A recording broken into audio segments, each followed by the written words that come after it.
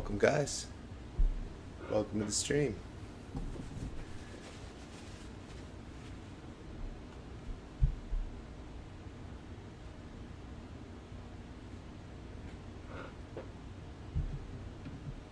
Who do we have in the chat? Anybody?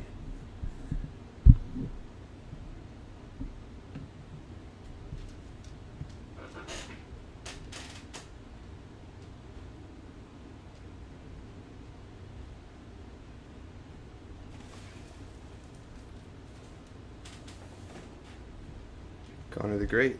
How are you, Connor? Having a good day?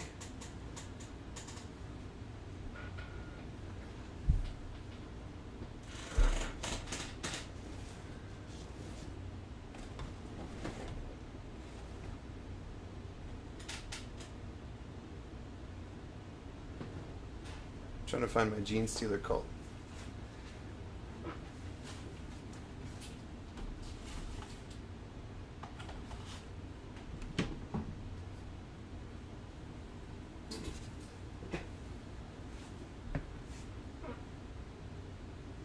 Should have done this before the stream started.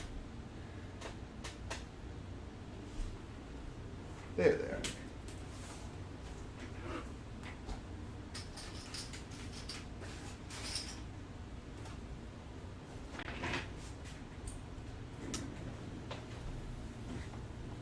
Emily says, it seems like you're gonna make something cool. Well, I'm gonna make some neophyte hybrids to start. I got these guys as well that I'm gonna paint. I don't know, we'll see where it takes us. Teku Sultan, welcome to the stream.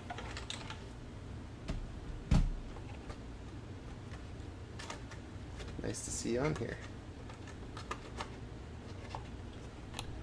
I have, my brothers are visiting me soon, and we're going to play some Necromunda. My one brother is interested in Tyranids, so I'm going to make a Gene Stealer cult for him for Necromunda. I started this on a previous stream.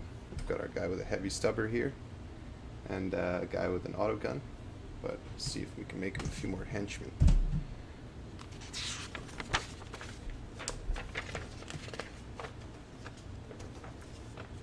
Smoin Plug says, hello Eric. Hello Smoin. Gonna double check, make sure that doesn't say Simon and I'm not messing it up. It does indeed say Smoin. It's an interesting name. Never heard it before. Poppy Apple Tree says, rip Frosted Tips. Rest in peace, Frosted Tips. They could always come back, you never know. If my wife lets her guard down for just one moment, Frosted Tips could come roaring back.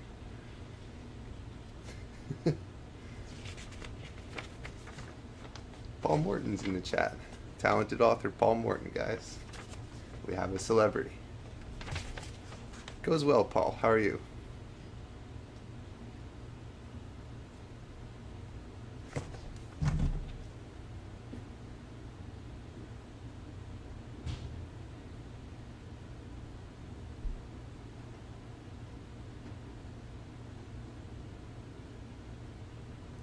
It's been a little while since I've streamed, guys, but it's because I've been hard at work on some cool projects for you guys. But we're back today. Does everything look good in terms of quality and sound? And you guys can see me, hear me?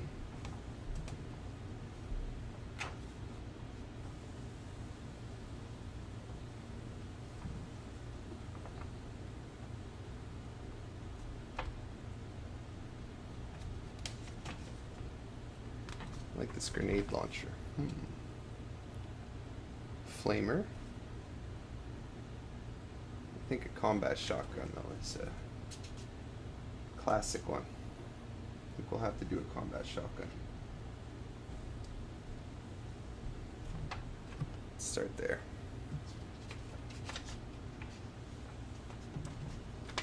I've also got this guy, guys. I don't know if you've seen this before. This is like, let me get a little contrast on there. Oops, maybe not that. This is like the old Gene Stealer Patriarch model. It's super rare, and Paid a pretty penny for it, but I just love this guy. He's so sinister.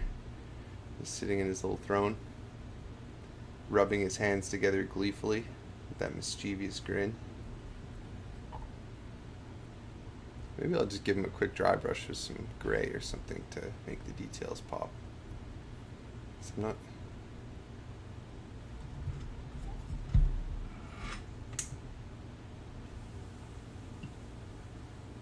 Perry Grosshans is Game of Thrones Gene Stealer style. Poppy's asking about the background noise. It's a combination of things. I have an air filter, I have a dehumidifier, and I have the air conditioner going. And I can't really turn any of them off right now. It's extremely hot and humid here in New Jersey. And I'm always working with toxic things down here. So just for longevity's sake and the sake of my pregnant wife upstairs, I'm running the air filter as well. So yeah, there's going to be some white noise. But I would start sweating pretty quickly if I turned it off. So thank you for your understanding on that one.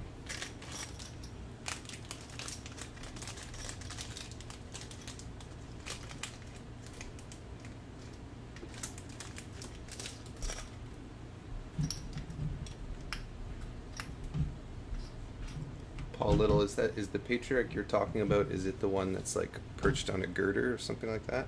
It's like a new plastic model? Or was there one from this era that was on foot? I don't like whoever owned this before me. First of all, this is my pet peeve, guys, is when I buy something on eBay and it's not on an official GW base, like it's on an imitation GW base, where the thickness is just ever so slightly different. And this guy glued it pretty off-center too, but that's alright, it's easily fixed, I'm sure.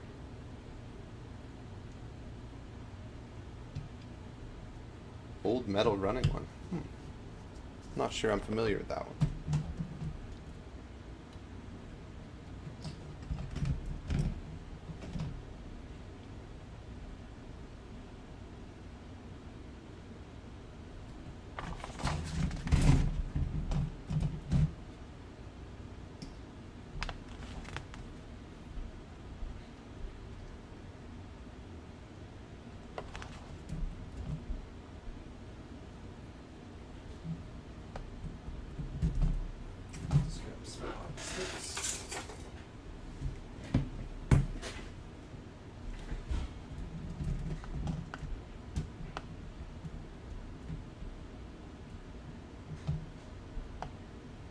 I've been asked to name two of my favorite Nirvana songs. In case you didn't notice, this is my Nirvana shirt. I'm a big fan of Nirvana. My favorite two songs would be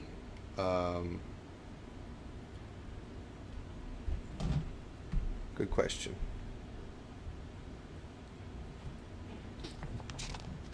Maybe Wood and Welcome to the Jungle.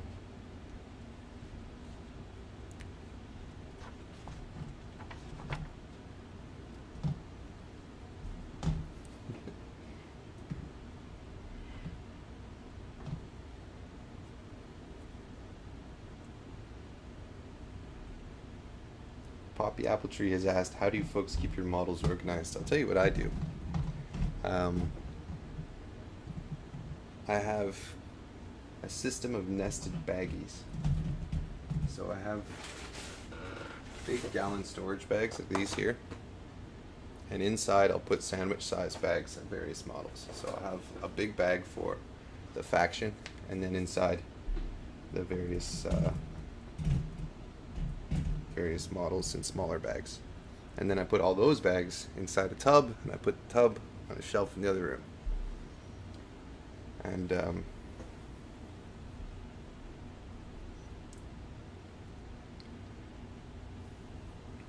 you guys as unsettled as I am by my clean shaven face? I mean, I'm starting to get a tiny bit of stubble, but it's still weird for me to catch my reflection. I had a beard for a while, so.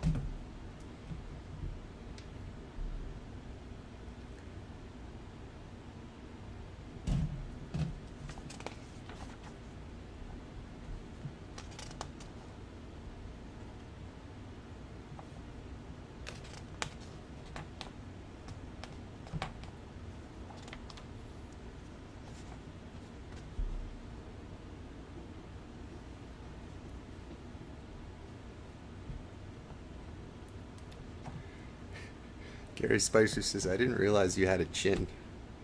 I didn't realize I didn't have a chin. I feel like it disappeared when I shaved my beard off. Like it used to be out here. But yes, technically, I have a chin.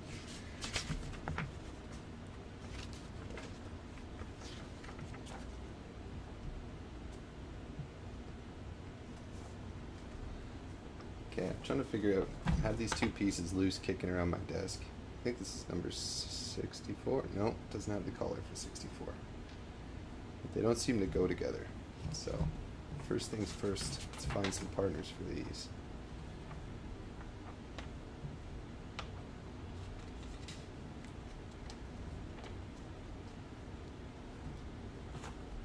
Alec Gray, you kind of remind me of Corey Taylor. Is that the guy from Slipknot? I've never seen him without his mask off. If so. So I don't know if that's a compliment or not. I used to like Slipknot when I was in middle school. I used to have Slipknot posters all over my room. I wonder what happened to those.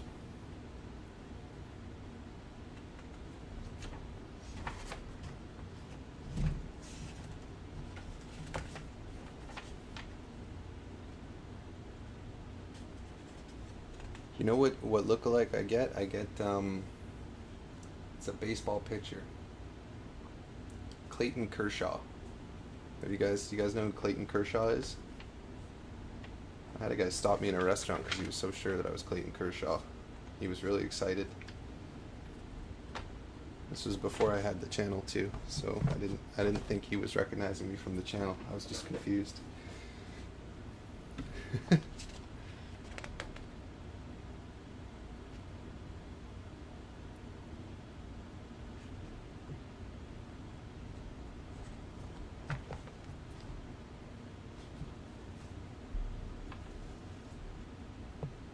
I've been asked if I've ever played Warhammer 40,000 before.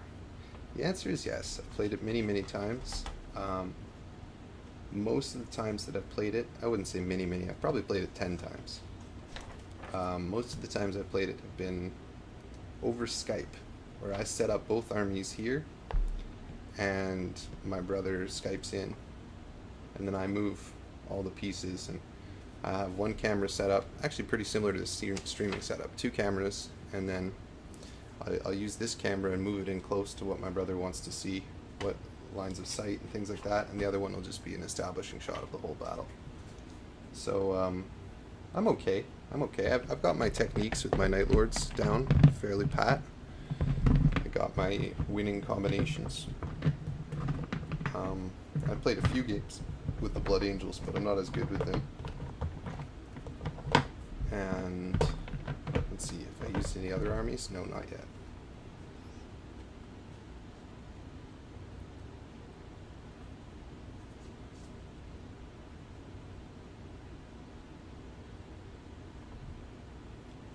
Spiderman 567 says, what part of Canada am I from? I was born in Calgary and grew up in Toronto.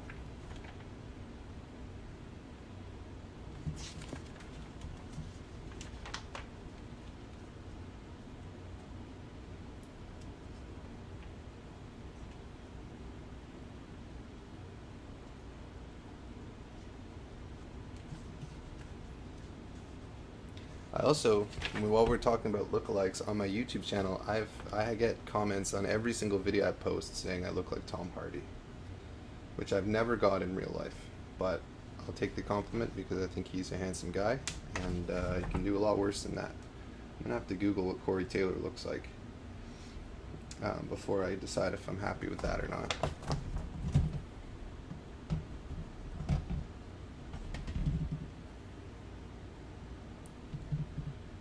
Okay, number 81. 81 is gone.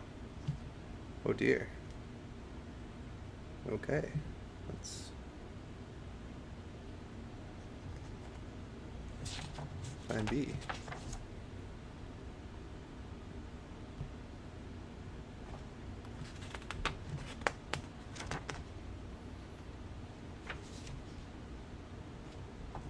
Fred Bednarski asks, do you only play GW games? Well, I've done a little bit of roleplay games with sort of a hybrid of D&D system and my own system. But mostly just GW games. I mean, if you don't count board games and video games and mind games. Number 11.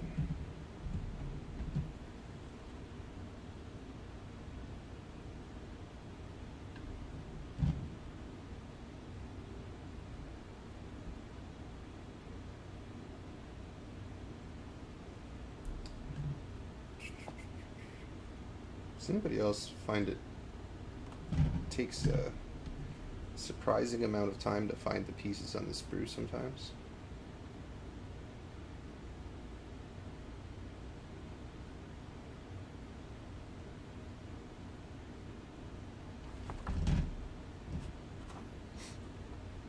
Natalia Go says, do you recommend any tabletop RPG? You know, I've been listening to, while I work sometimes, over on Tabletop Time, they're doing they did a cyberpunk RPG called Reboot.exe, and they use a system called Cogent Roleplay that I think is a original system designed by Jazza and his brother, and it seems to be really quite functional and quite intuitive, and I might try that in the future because it seems to work pretty well. So if you're interested in that, I would suggest that you go check them out, because they've been making some really cool content in the role-playing space. No White Dwarfs today, Paul Little.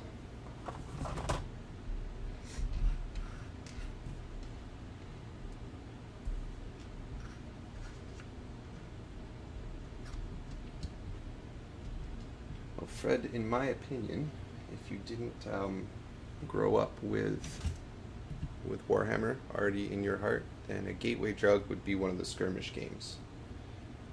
Something like Necromunda. Because you could start small, get emotionally invested, and then get your first taste of sort of the universe in which the games take place. Necromunda is my favorite of the gaming systems I've played. 40K probably being second. Wartime third, and Warhammer Fantasy Battles fourth. And I've never played Age of Sigmar, but maybe one day. Certainly have enough armies that could play as Age of Sigmar armies. Just don't have anybody who plays it who's asked me to play. And I'm still a little bit bitter about the whole Death of Warhammer Fantasy thing. Although I'm getting over it.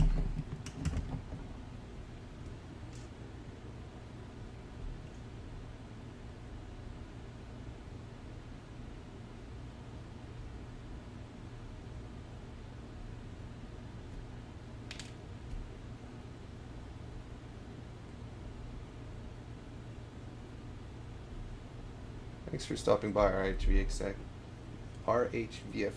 I appreciate that. I'm glad you've been enjoying the content.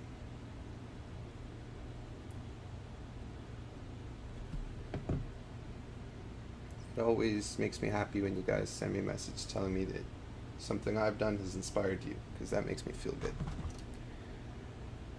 Number 10.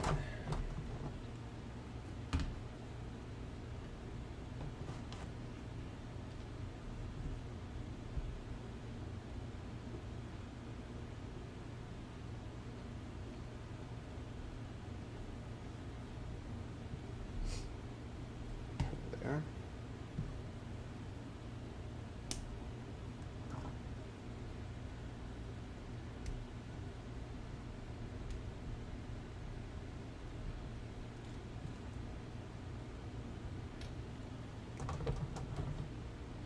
So Fratizan says, for the lady.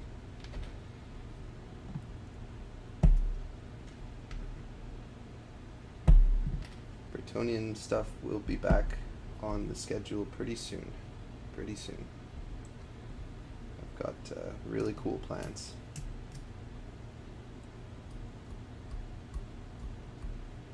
I think I have good problem, which is too many ideas and not enough time. The opposite of being bored.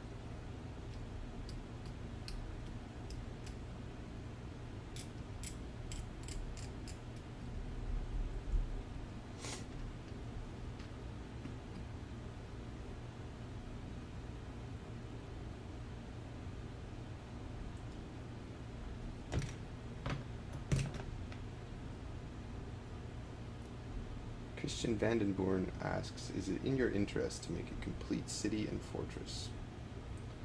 Of course. The problem is there's some practical concerns with that.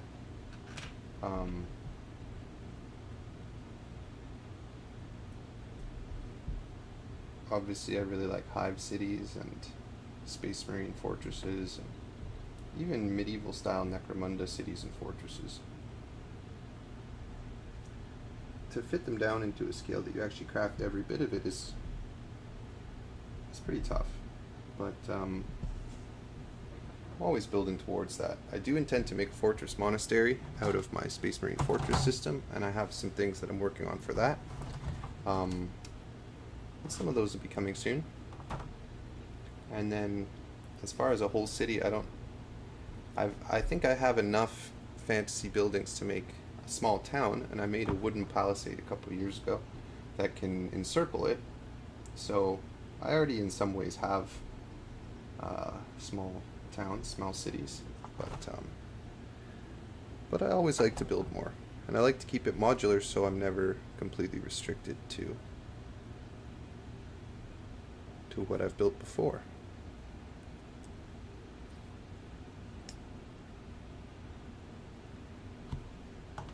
Where is my guy? 11 and 12.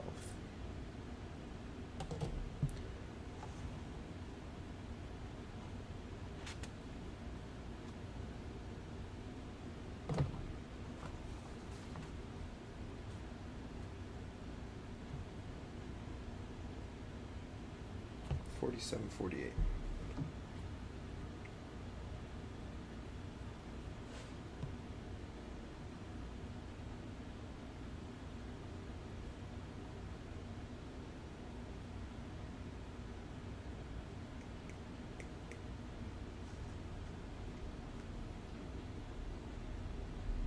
Is there a YouTuber I'd like to collab with?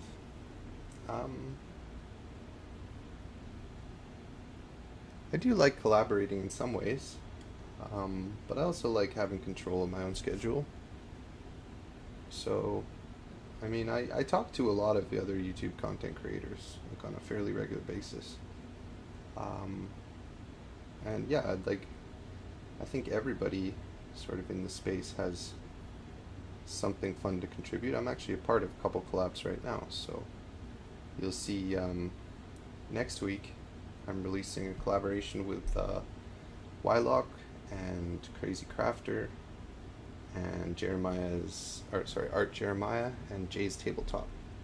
And it's sort of a Dungeons and Dragons dungeon that we've done. We went live on Wylock's channel and came up with a cool dungeon, and Wylock's going to be releasing a module for it as well. So that's just one collaboration I'm working on. There's another one that's secret.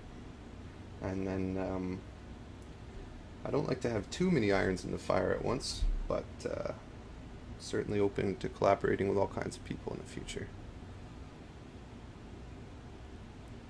What I would get a kick out of actually is collaborating with somebody who's not in the crafting space, but somebody like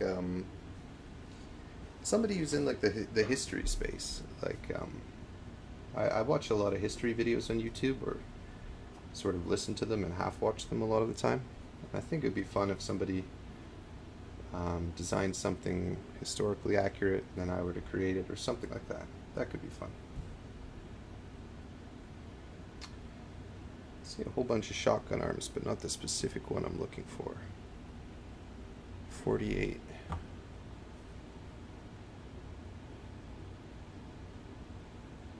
There it is.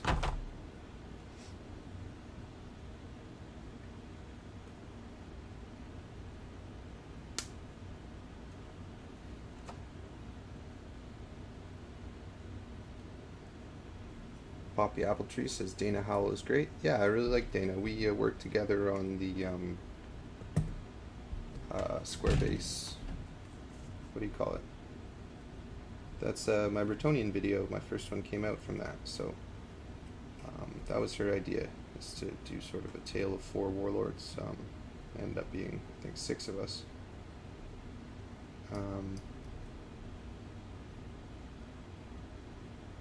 Took a chunk out of the top of that.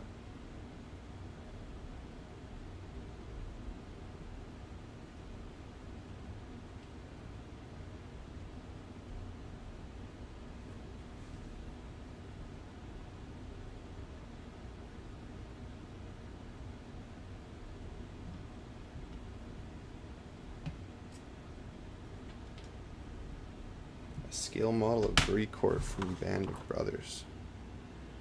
I don't know what that is. I've never watched Band of Brothers, actually.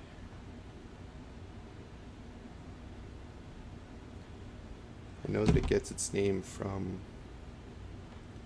a Henry V speech that I really like, Shakespeare speech.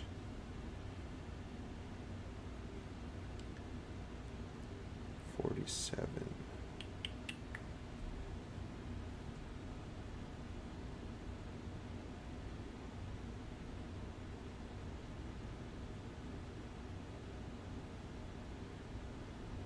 Why isn't 47 next to 49 and 48? 48 is over here, 49 is over here. At least they're not identifying the pieces with unique symbols in the Kill Team style.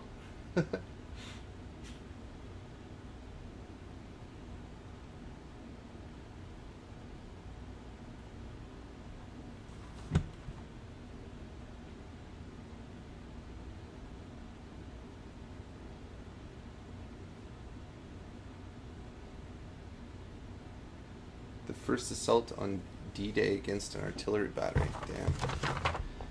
I'll never forget watching Saving Private Ryan for the first time. Being quickly disabused of all my ideas about how war is cool.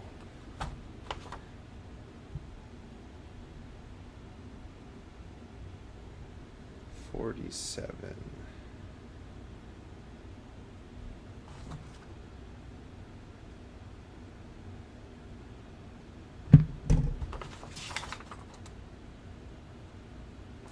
I feel like I should probably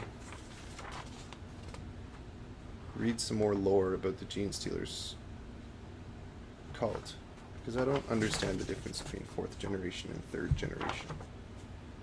Did they get more corrupted as the generations go on, or more human looking so they can pass better? Does anybody have the answer to that?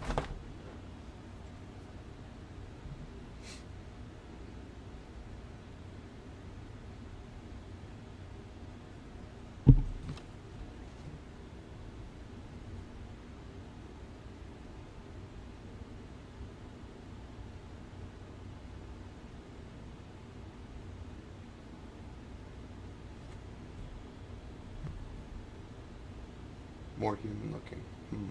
Okay.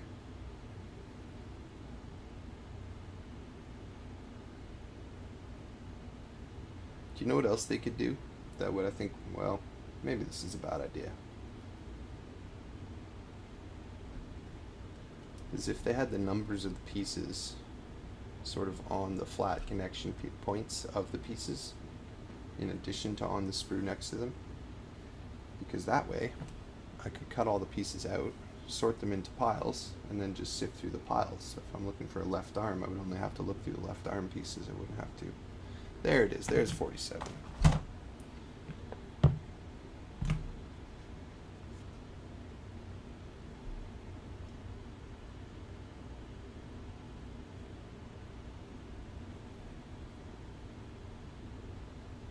Zane Morgancraft says Tyne sent me.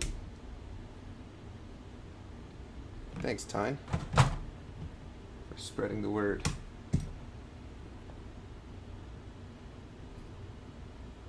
Am I saying that right? Is it Tina?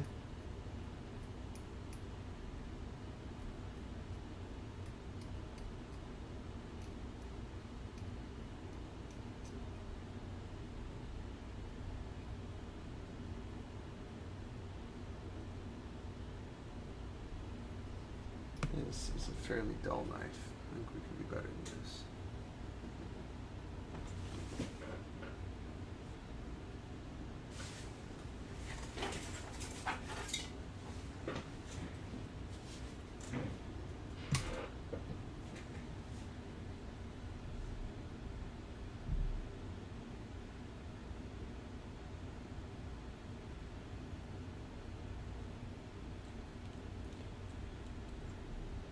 Tinny.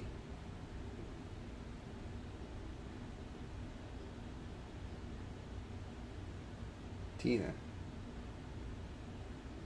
Tine.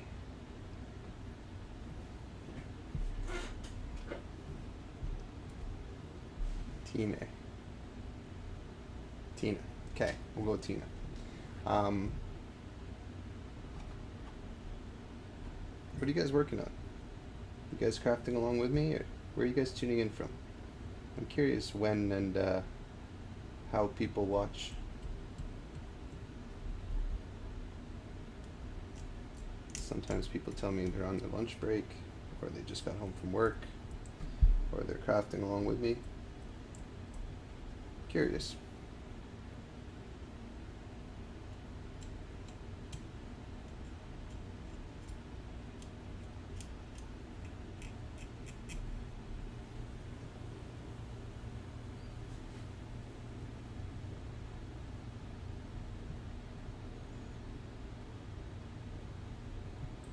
We've got two Pauls from the UK in quick succession, cooking dinner and playing guitar, both solid activities.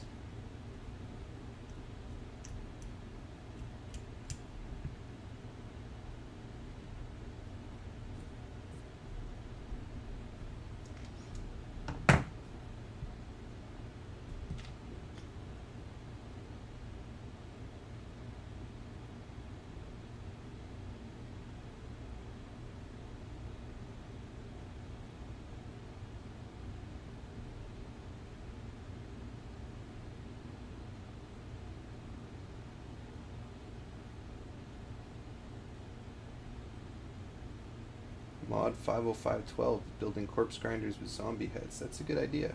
I'm also converting a corpse grinder cult, actually, in the process of right now, because I don't like the corpse grinder cult heads. So it sounds like you have a similar idea. That's good.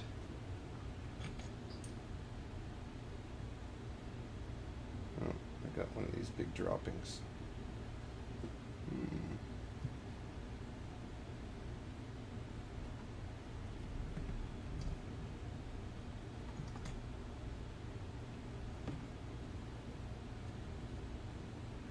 Lord Scan, I'm in Chile in my office. My 5-year-old is keeping me company before I take him to daycare. Are you in Santiago? I've spent some time in Santiago.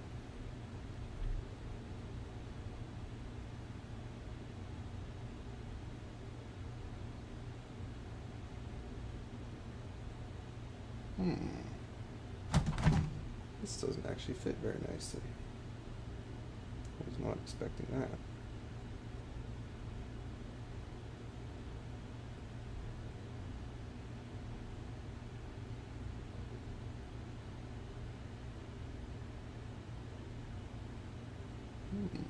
Doesn't fit very nicely at all.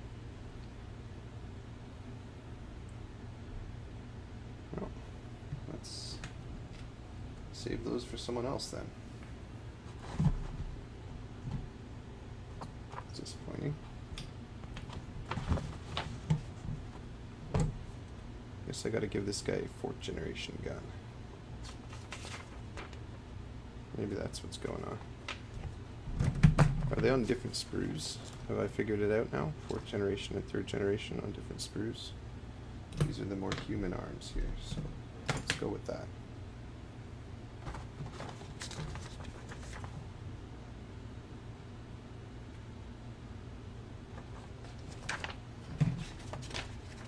This instructions are kind of confusing.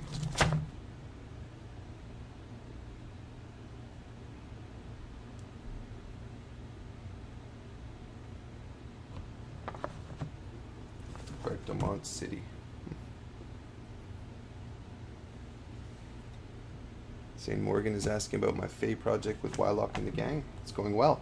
I was just mentioning we're scheduled to release next week. Those guys have produced some really beautiful stuff, so I think you guys are going to really like it.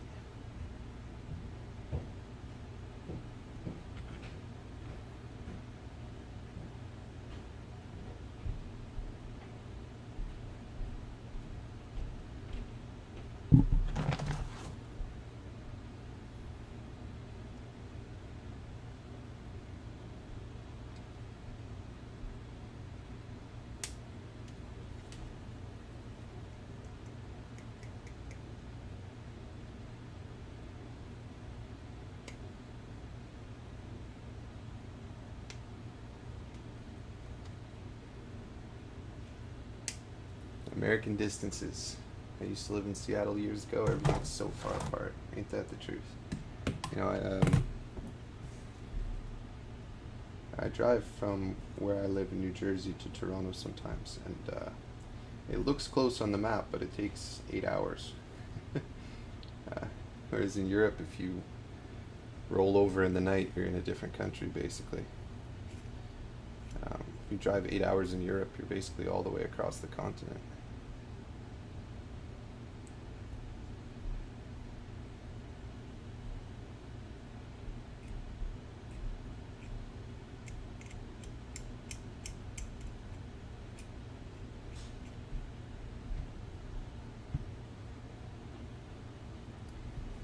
Sometimes, for those of you Europeans who haven't been to North America before, sometimes I talk to Europeans who are planning a trip here or are coming here, who are thinking, you know, I've got 2 weeks, I'm going to see Canada. I'm going to land in Nova Scotia, which is on the east coast, and I'm going to see Peggy's Cove, which is a famous little fisher's village. It's very picturesque. And then I'm going to take a bus to Toronto for a few days, and then I'm going to take a bus to Alberta in the mountains, and then I'm going to take a bus to Vancouver. Just so you know, don't do that. That's like 100 hours of bus travel. Like, it's shockingly long distances. It's similar to, and a lot of Canada is just not exciting, unfortunately, for driving. I mean, if you're driving between Toronto and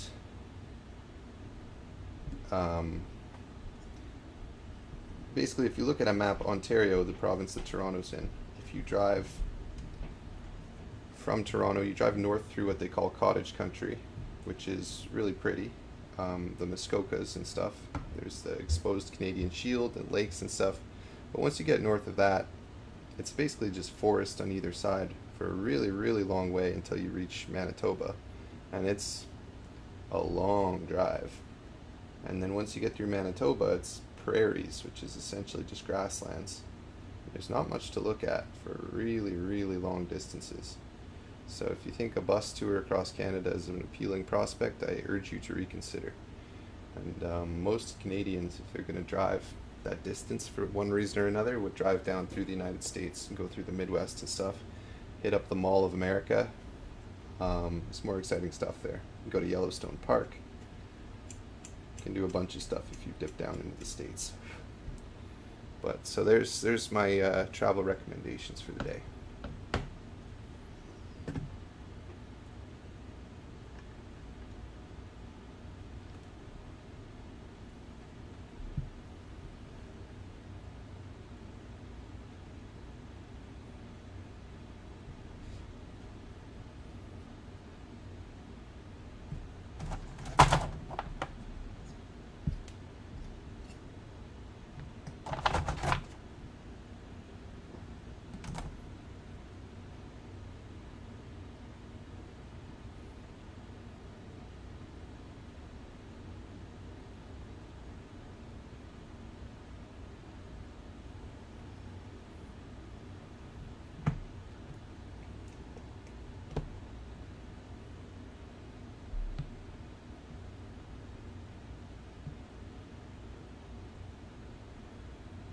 Yeah, I had an interesting experience in Toronto. I was working downtown Toronto for a financial services company, and there were some people that had come in from the Netherlands, and they were asking, "What should I see around here? You know, what are the tourist sites around Toronto that I must see?" And everybody, all the Canadians in the office, were giving them answers like Niagara Falls, which is an hour and a half drive from Toronto. And they were like, "Okay, but that would be like if you came to the Netherlands and I told you to visit Paris, you know? Like, what's around here?" And we're like, "No, no, no, that is around here in our parlance." I always thought that was funny.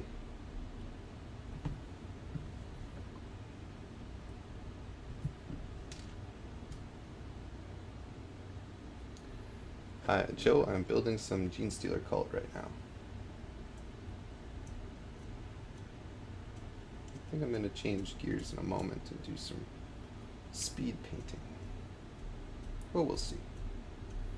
See where the afternoon takes us.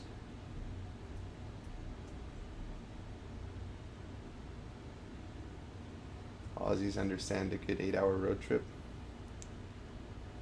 I watched, what was that show? It's an Aussie show, Instant Hotel, where they compete different Airbnbs. And one of the guys was from, or one of the couples rather, was from, I forget which part of Australia, but it was a remote mining town that was actually really, really beautiful in its own way. And he had built a house into, I guess, a repurposed mining shaft, so it was kind of underground. I thought that was cool. But yeah, I'd love to visit Australia one day. One of my cousins lives there, and she's got some nice kids and everything. I think that'd be nice, but I haven't got around to it yet. It's quite a long flight from here.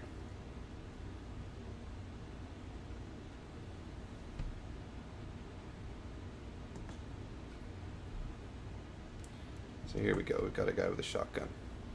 This is an okay pose. I'm somewhat happy with that. But you know, I still think there's something special about the old metal poses. Can I show you guys what I mean? Give me a moment here.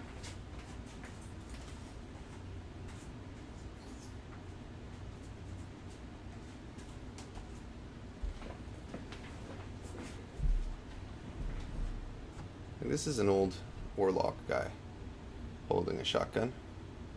You can see he's much shorter, but that's okay. People are different heights in real life. But his pose, the way his arm is across his body. Let's see if I were holding a shotgun.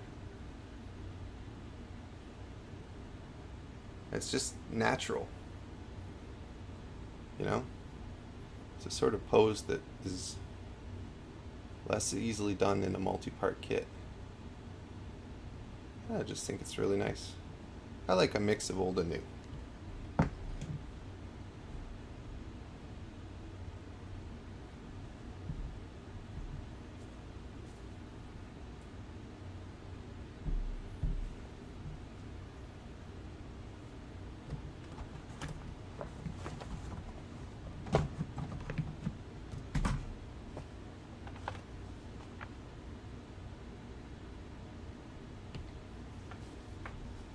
Saw an awesome set of modern Orlok tributes to the classic ones. I think I saw the same thing.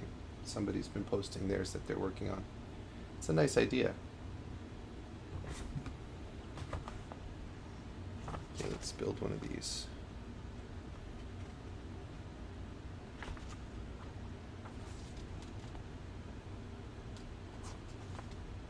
Fourth generation, third generation. That's what I want to build.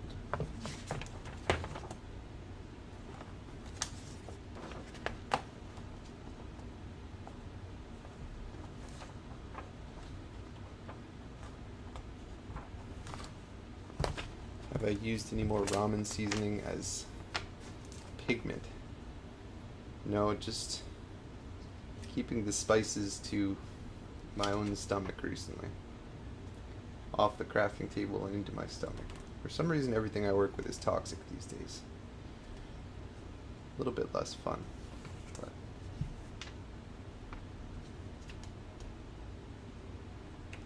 neophytes with cult icon.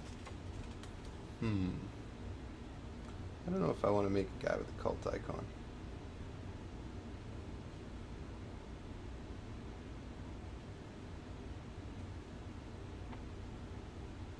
I should probably make a leader, but I need to be a little bit more strategic with the loadout for the leader. I think that'd actually matter a little bit in the game. Does anybody have enough Necromunda experience to recommend a loadout for Genestealer Cult Leader?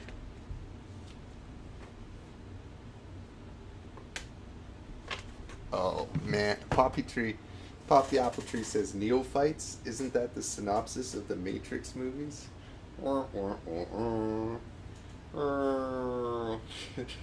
It's a solid dad joke, Poppy. Solid dad joke. You got me.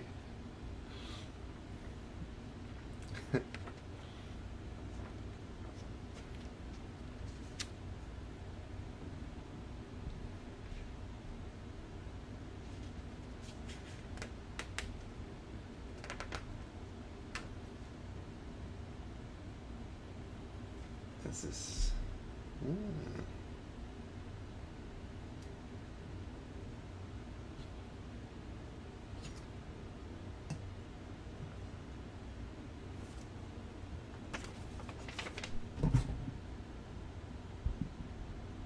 Oh, I see. There are the pieces to make 2 Neophytes with heavy weapons.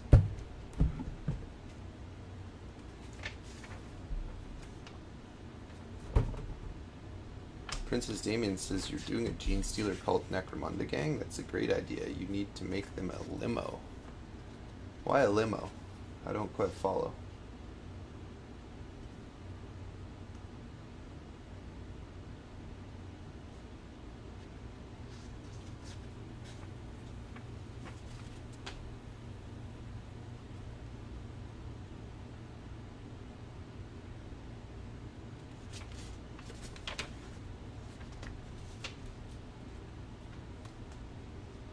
These are indeed for Necromunda.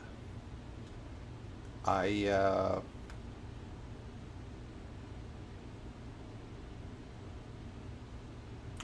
never played them in either, in not Necromunda or Necromunda, but I'm making this gang for my brother.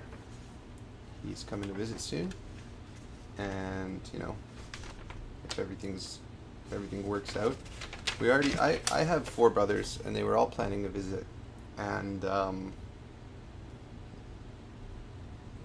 one of them who lives in Europe couldn't travel here because the border was closed, and that was really unfortunate. And so now 2 of my brothers are coming, so it'll still be fun, but you know, it's sad. I think everybody is ready for the world to go back to normal. Fingers crossed.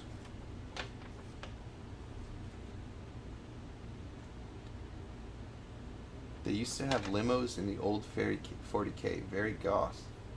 Like, was there a model for the limousine? What is that from? That sounds like fun. Genestealer Cult limo. Was it just in some stories or something?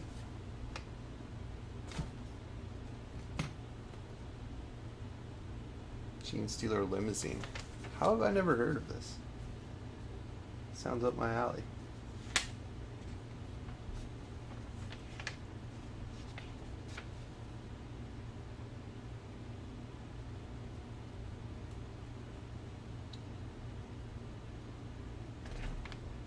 Okay, let's make some more of these fellows.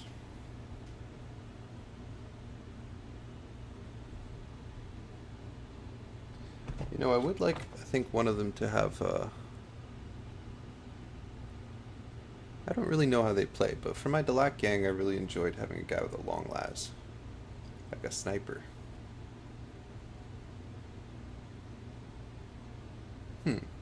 Wonder if that's an option, if that suits their playstyle at all. This is the thing, guys. I'm sure some of you might have the similar experience, which is sometimes getting into wargaming can be a bit of a chicken and egg situation. And okay,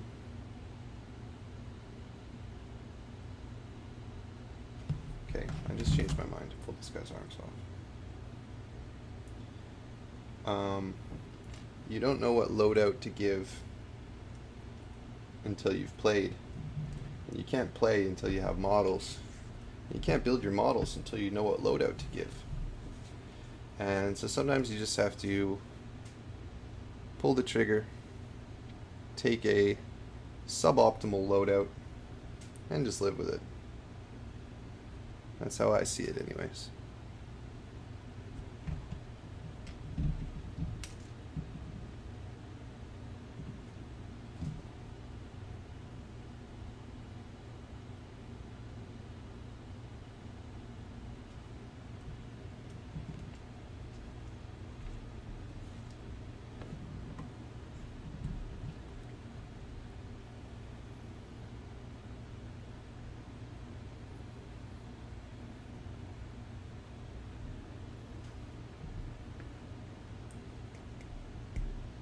Bye, Tina. Can someone post a link to the Genestealer Cult limo in the chat? I want to see that. It's not going to flag you for posting links or anything, is it?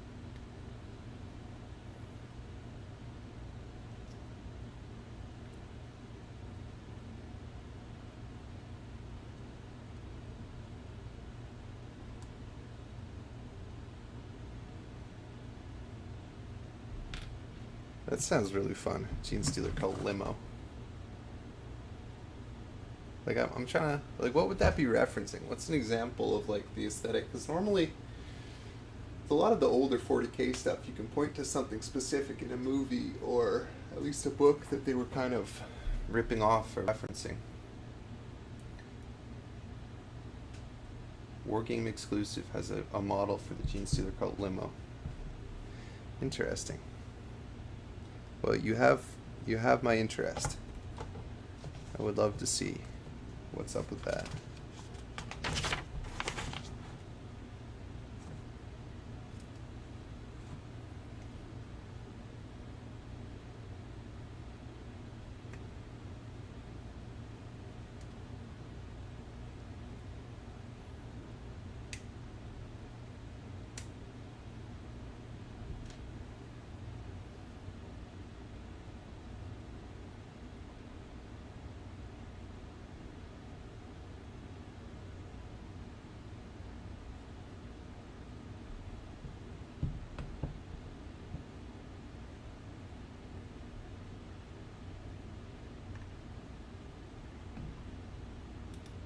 The Addams Family car. Oh, okay. Alright, hang on. I'm going to have to pull this up, guys. I got to see this Genestealer Cult limo. I got to see this.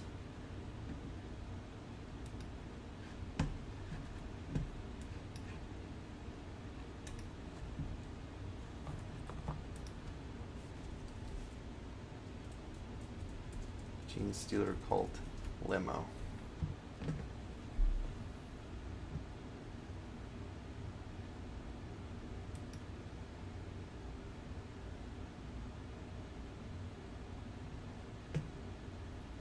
Wow. Yeah. Damn. Let me share this. Let me see. Add a window capture to the stream so you guys can see what people have been talking about here. Window capture. Create new window capture.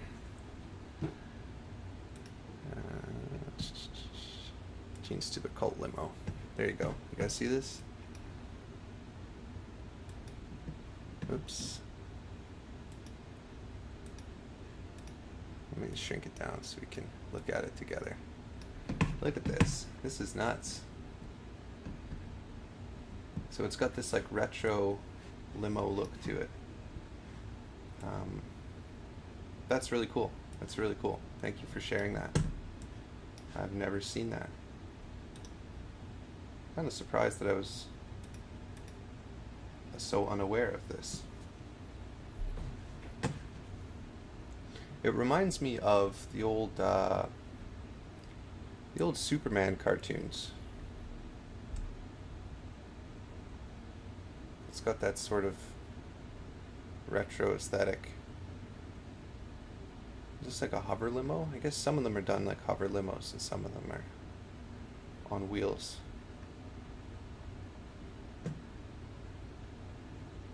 That's really cool. Well, yeah, you guys got me wanting to do something like that now. Thank you for that. Look at this. People have made all kinds of them. Oh, look. You could convert it from Desert Fox's crazy command car. Oh, gears are turning, guys. This is really cool.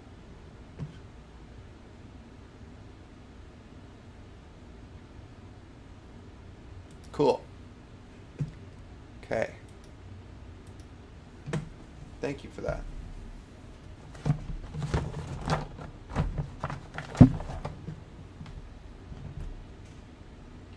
Where was I?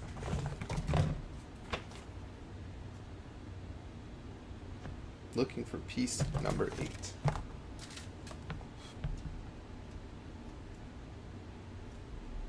So did anybody check out Warhammer Plus yet? That's released now, right?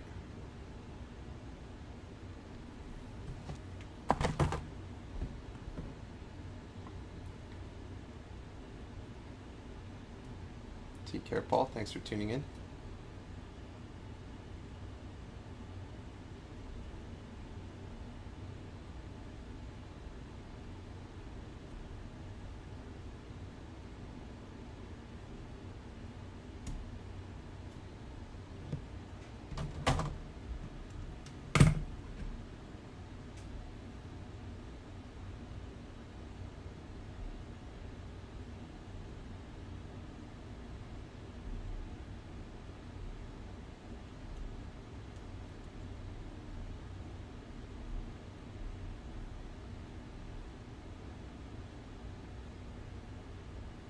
People are saying it's okay, not super great. Okay. I have not checked it out yet, in case you hadn't guessed. Figure it's a streaming service, right? It's not going anywhere, at least for the time being.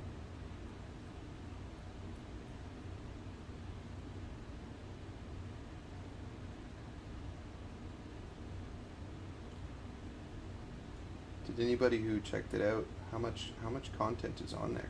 Is there a lot? Or is it the sort of thing you can watch in a couple nights and you've watched everything?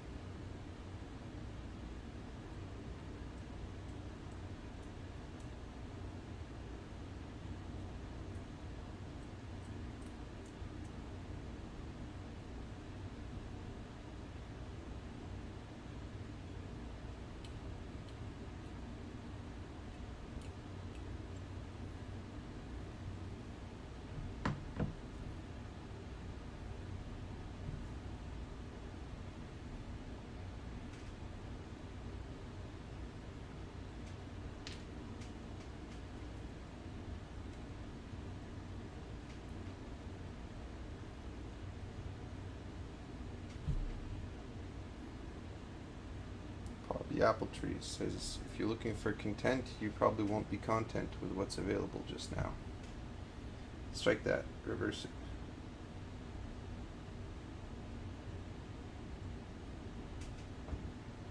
Not really looking for anything, to be honest, but I'll wait and see. It's funny because Games Workshop's been ruffling a lot of feathers recently.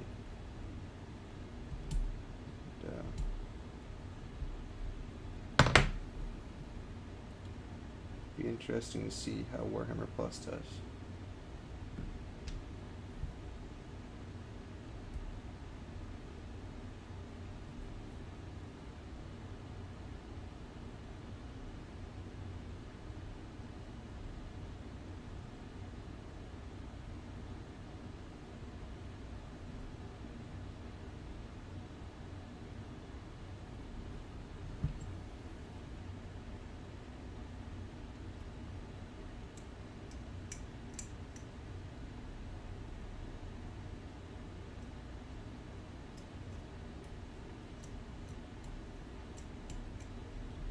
What happened to the Tale of Six Warlords?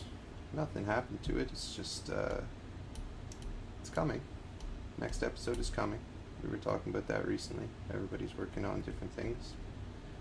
It's not the only thing that everybody has going on, so it's gonna be a little while between episodes sometimes, but it's not gone.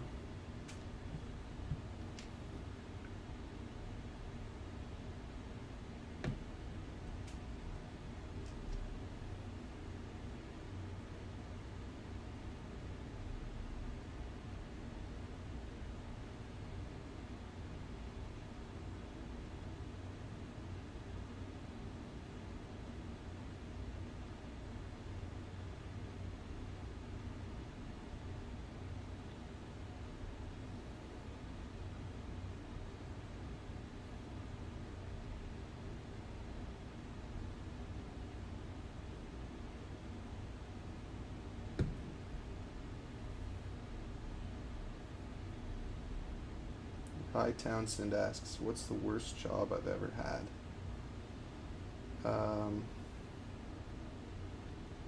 When I was in high school, I was doing door-to-door sales for a little bit. I didn't really like that.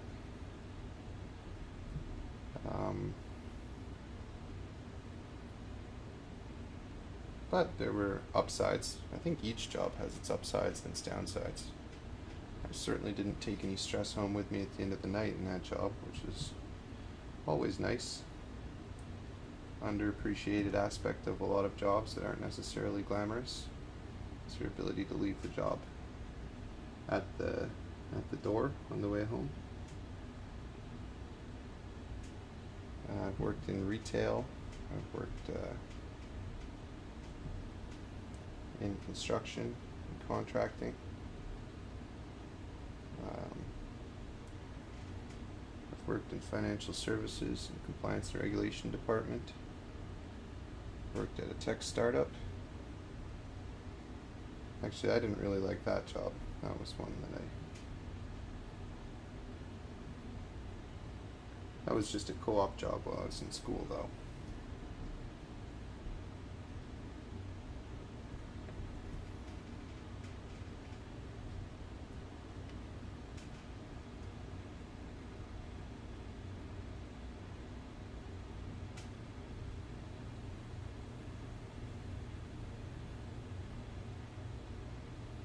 I still don't like that head on there.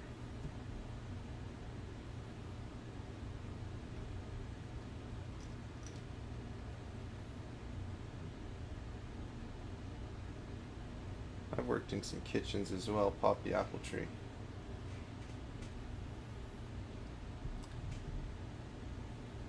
I actually liked that job. I gained a lot of weight, but it was all muscle because I would lift like weights like crazy, and then I was able to eat a lot of food while I worked in the kitchen.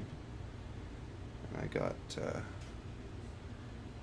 made a lot of gains working in the kitchen. The only problem is I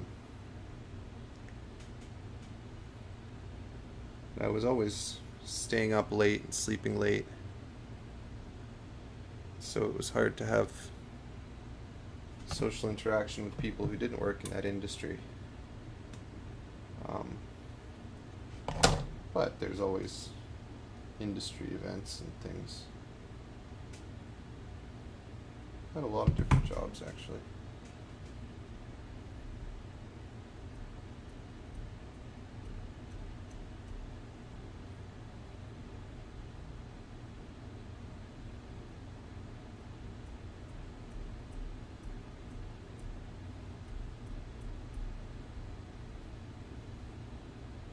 Yeah, a kitchen is not what I would call a stress-free environment, but it's certainly not usually something that you worry about when you're not on the job. It's usually you're in the moment worrying about how to prepare 10 things and not burn something. And there we go. That's cool. This guy's got sunglasses on. Love it.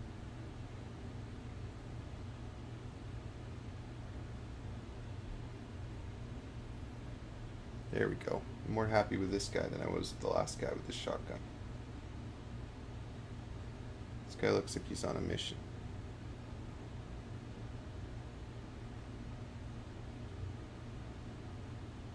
Actually, you know what? I actually don't like the head. I like this head better.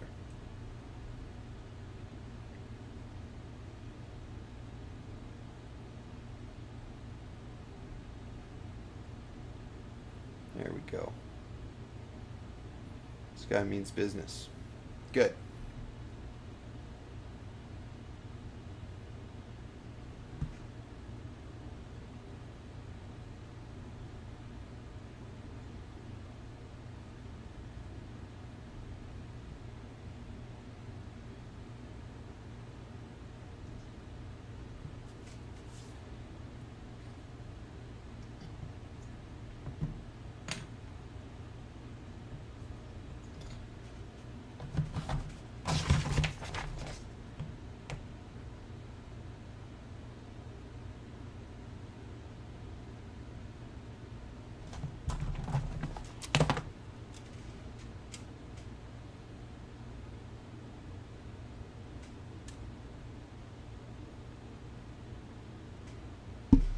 Hmm.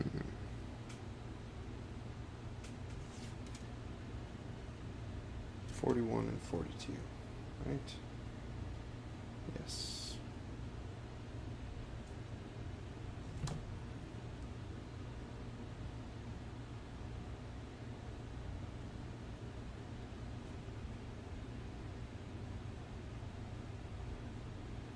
Actually, let's do an auto gun for this guy. 42.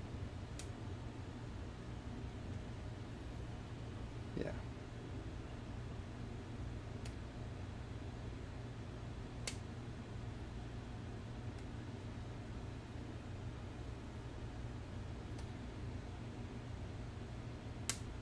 Wylock is tuned in to remind me to work on a certain thing. Hello, Wylock. Bill, I should say. Don't worry. I have that well in hand, but it's a secret. I can't show it on stream until it's ready to go.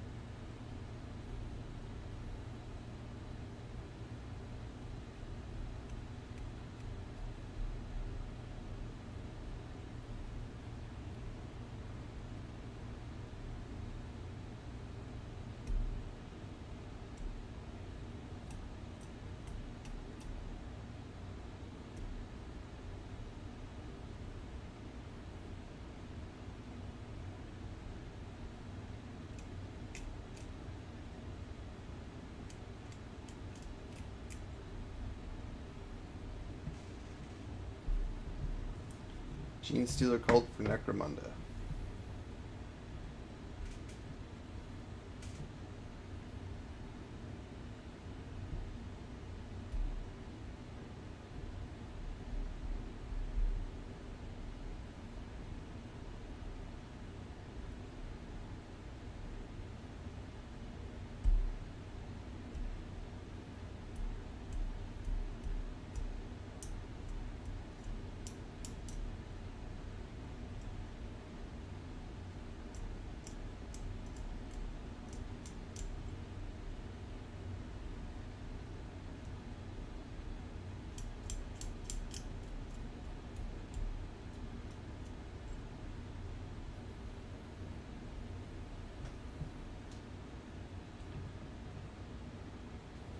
If anybody has any expertise about loadouts for this Necromunda gang, I would love to hear it, because I am lost.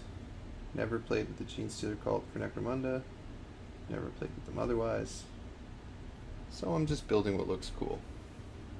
When in doubt, go with the rule of cool. That's what I always say.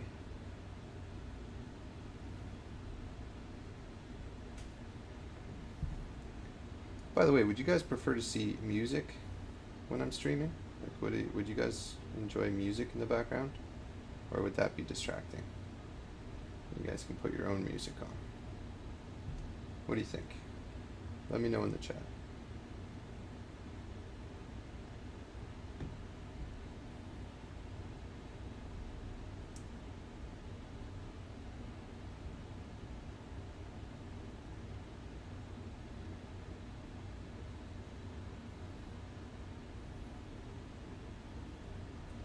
Colin Scott says that t-shirt is timely. What's timely about the t-shirt? Is Nirvana in the news? Somebody was mentioning that I think the Baby from Nevermind album is suing them,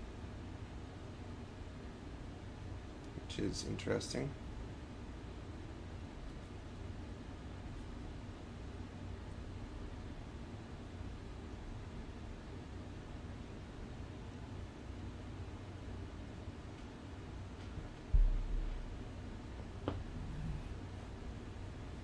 Baby's suing them. Yeah.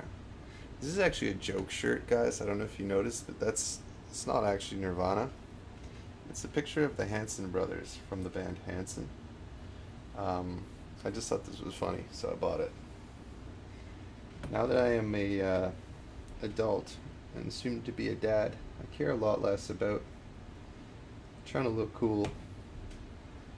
I'm starting to dress a lot more like a dad. Just preemptively becoming as embarrassing as possible to my future children.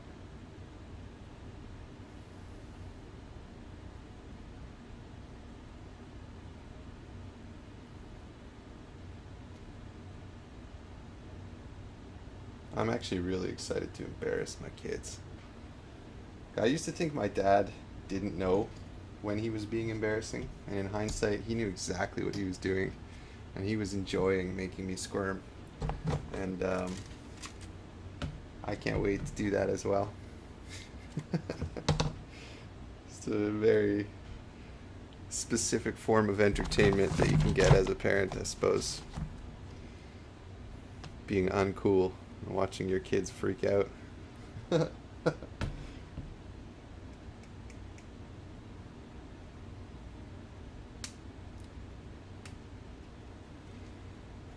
Nova Santos says, you're cool nonetheless, Eric. Thanks, Nova. I appreciate that. You know, I think, if anything, I think if you try to be the cool parent, then that's when you end up less cool. You know what I mean? So I have no intention of trying to appear cool to my children. I'm just going to try to be a good dad first and foremost. And sometimes that'll make them angry at me, I'm sure. And too bad.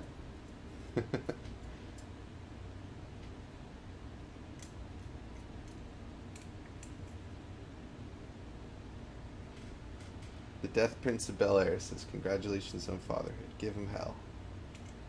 Well, hopefully not the hell part, but I appreciate the sentiment.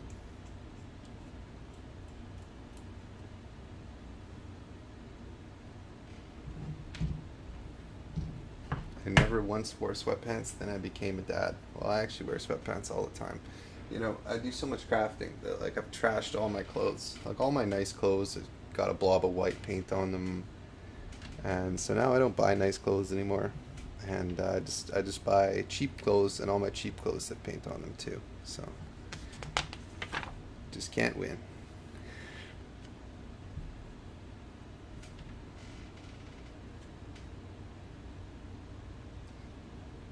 Sure, I guess I can have some specific clothes not for crafting, but then I find I forget I'm wearing them and then crafting them anyways.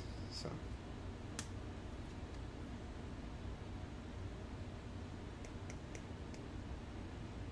Natalia Goes says, no music is good, but it's your streaming.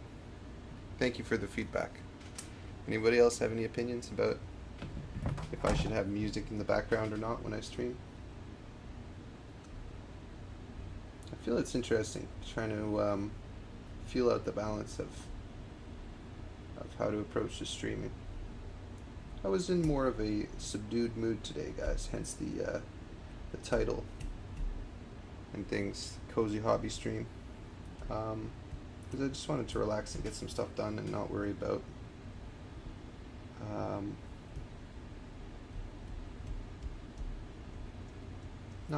too much, you know, just kind of relax. But some days I'm in more of an upbeat mood, and I'm more animated in terms of the dialogue I have with you guys, and that's just going to be part of the road. I can't maintain the same mood every day, guys, but that's part of the human experience, I suppose.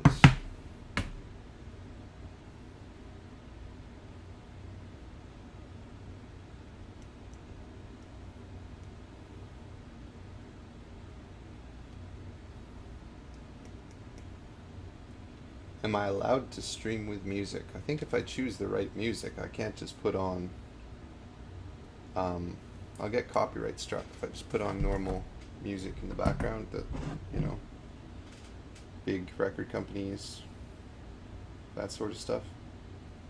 But I can find some royalty-free music and put that on.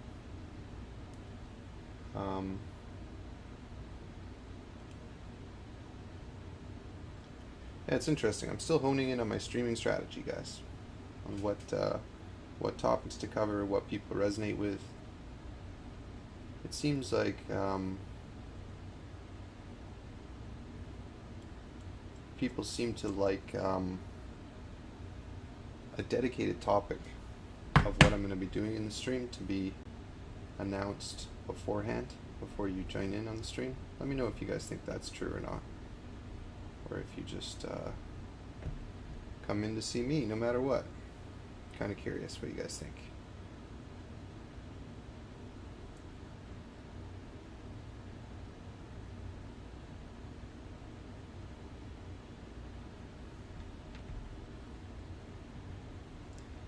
Death Prince of Bel Air is asking for Barry White on the stream. I don't know about that.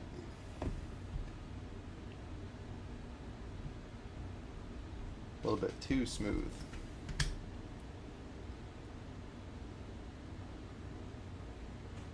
Hey, Dungeon Masterpiece is here. Welcome. Just hanging out can be the topic.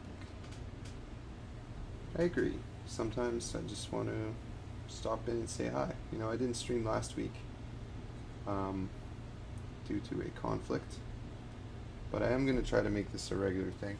Even if I have a conflict, I'm going to tune in for a little bit and just say hi, just so you guys know that this is the time that I'll be streaming, and maybe I'll change the time, but I'll formalize it to a consistent time one way or another.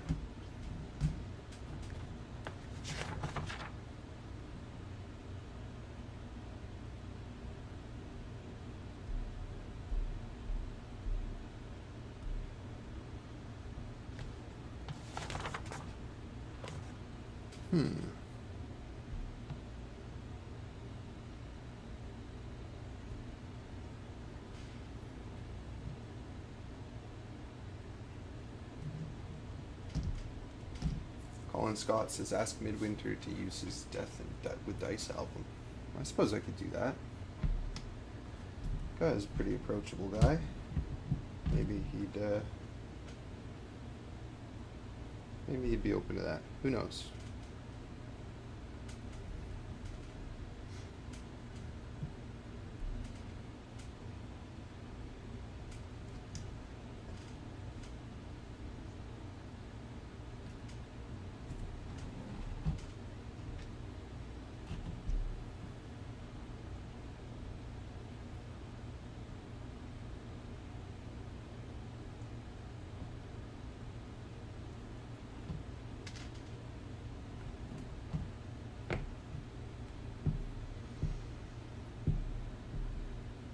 Some chill tunes. Okay, so an interesting mix of feedback.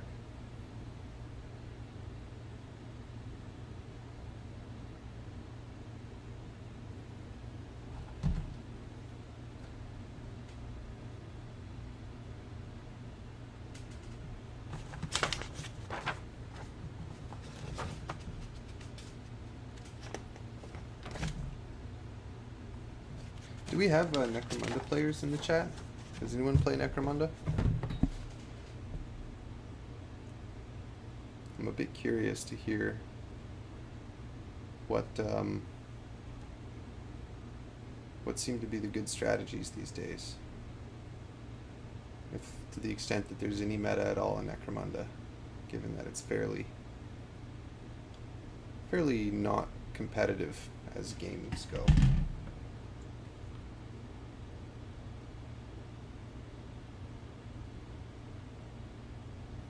I'm gonna do this web gun. That seems pretty cool. You could always say it's a flamer or something. But I like that. Looks pretty sweet.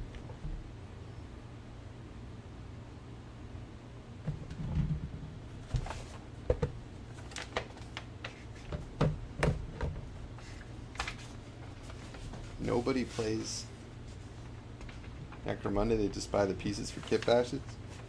That's cold, man. I don't think that's true. I think lots of people play it.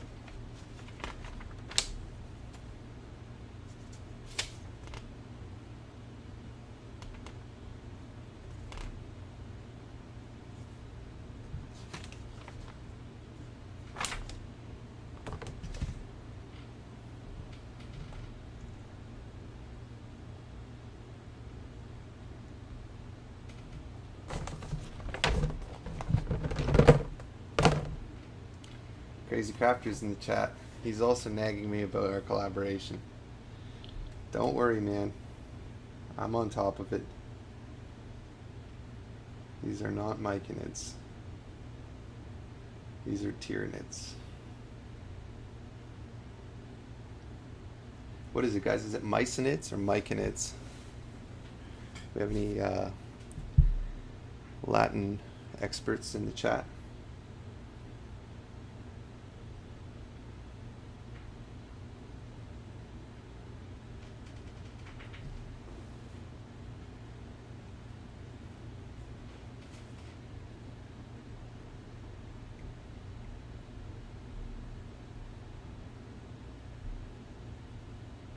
Townsend, you want to run the old Judge Dredd minis as Palanites? That would work. It's kind of cool how Games Workshop went from having the Judge Dredd license to making their own Judge Dredd models to full circle.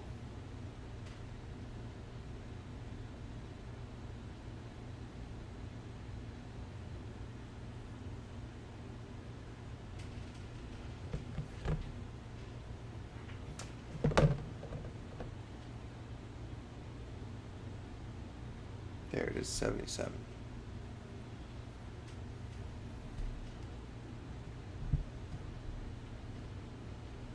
Enchanted Parka says, good vibes, just what the doctor ordered. I thought so too. I thought so too, man. Welcome to the stream.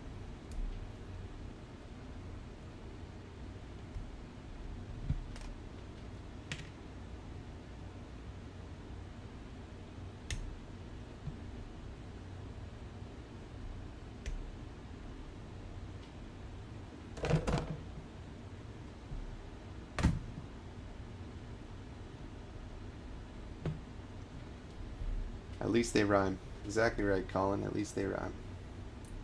Tyranids, myconids, myconids.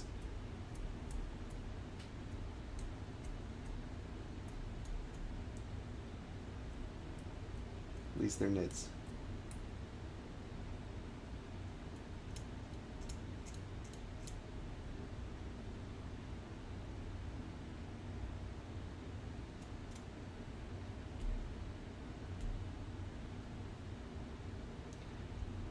Yeah, the old issue. Rye Townsend says they look like fun, but I don't know if anyone near me even plays Necromunda. What is your guys' strategy for finding games and convincing new people to play if you can't find anybody who already plays? How do you guys find games? You use Facebook groups or Discord or word of mouth, or you just go into the local game store and ask? I'm curious what the various techniques are, because I'm in a new neighborhood now and I need to find some people to play games with. And there's one game shop that tells me they've got game nights on certain nights, and that's great. And, you know, I should probably head in there and make some friends. but I'm curious if there are other methods as well that people use to find gaming groups.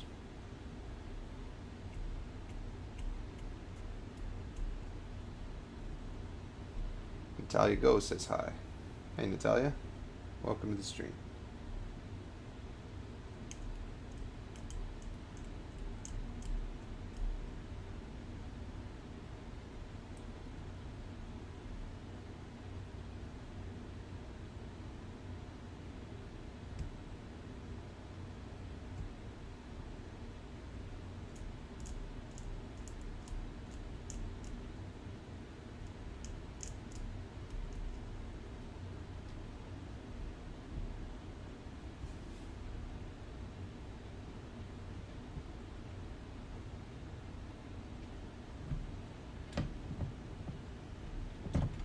Vicento says, I'm in your situation right now. My local game store closed and I'm struggling to find places to play. Can we get F's in the chat for all the local game stores that have fallen over the years, guys?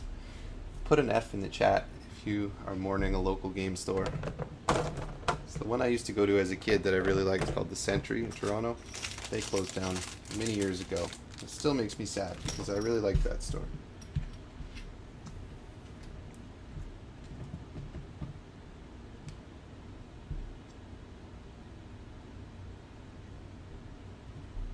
F's in the chat for local game stores, guys.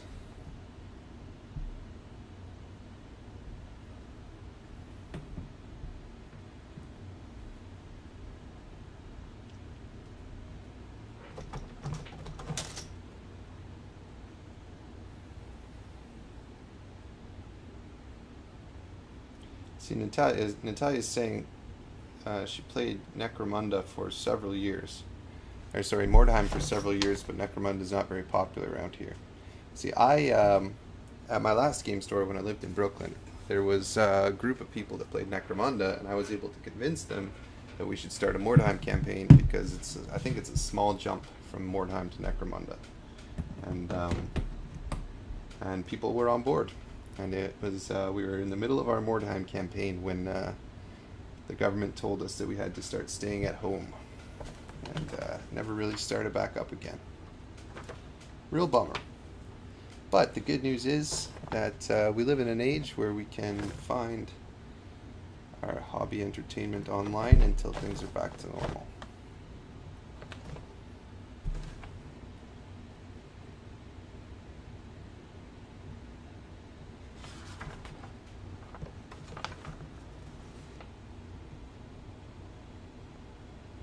Oh, I like that. He's the guy who's like shouting. Yeah.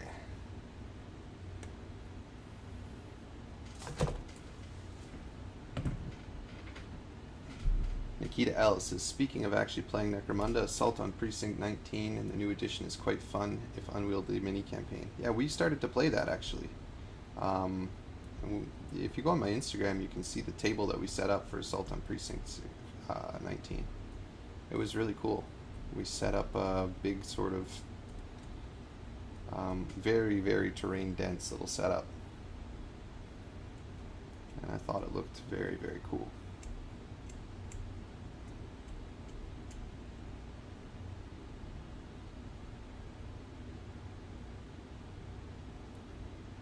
The Crazy Crafter asking me about Kill Team terrain. What do I like to use for assembling terrain? Minis and terrain. Well, if I am assembling a Games Workshop kit, which is this hard styrene plastic, then I like to use plastic cement. And it doesn't bond instantly like super glue does under some circumstances, but what it does do is it dries so solid, it fuses the pieces together, and then if you drop them, they won't even break if you drop them. So it makes it much, much more durable if you have the patience to use plastic cement. And it's still, it gets tacky pretty quickly too, so it's not like it takes ages to dry, but I would certainly recommend plastic cement for assembling styrene terrain pieces.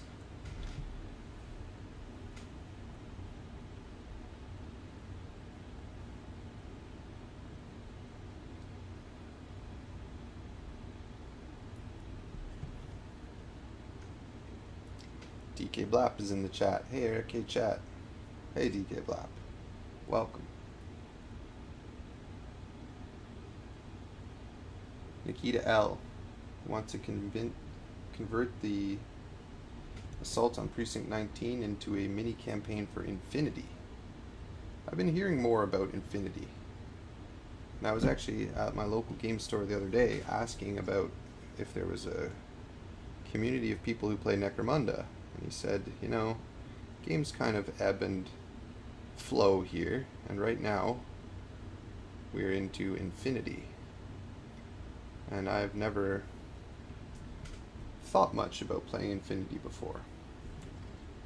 Can somebody give me the elevator pitch for Infinity? If there are any Infinity players in the chat, what makes it more appealing than Necromunda, for example?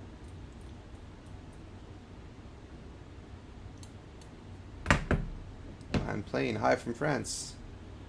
Bonjour. Salut. Welcome. Bienvenue.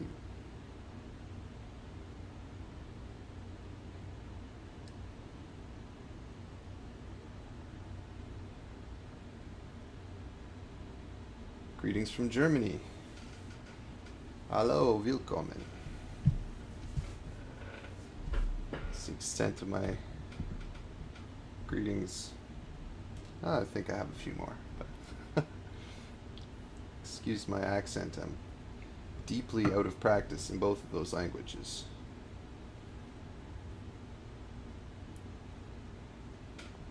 Look at this guy. Hey? He's got the grav gun. Or what do you call this? Is it a grav gun? Why is it so pixelated? What's going on?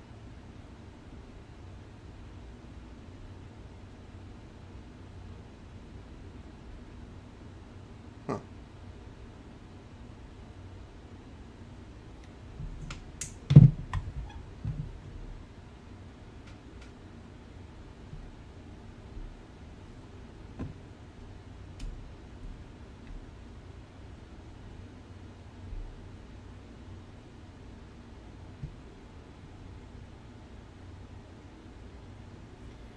DK Blap says, I just moved into my apartment. Any tips for priming in tight spaces? Right now my plan is to walk down to the street to do it. Yeah, totally.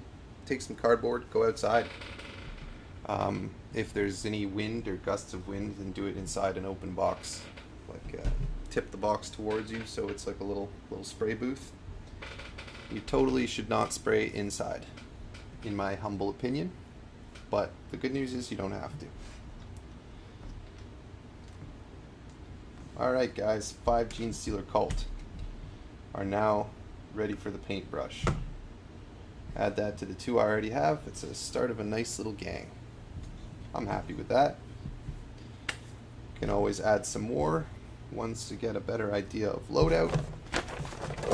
But let's switch gears a little bit and paint these guys that have been sitting at the top of the table that people have been asking about. They are the Egyptian army from Caesar Miniatures. And yeah, it's because I have an Egyptian video that I am just about ready to post for you guys.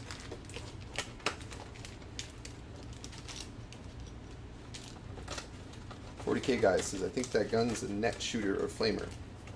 I think it's called the Weber. I think you're right. I think it shoots some sort of snaring web, which is pretty cool.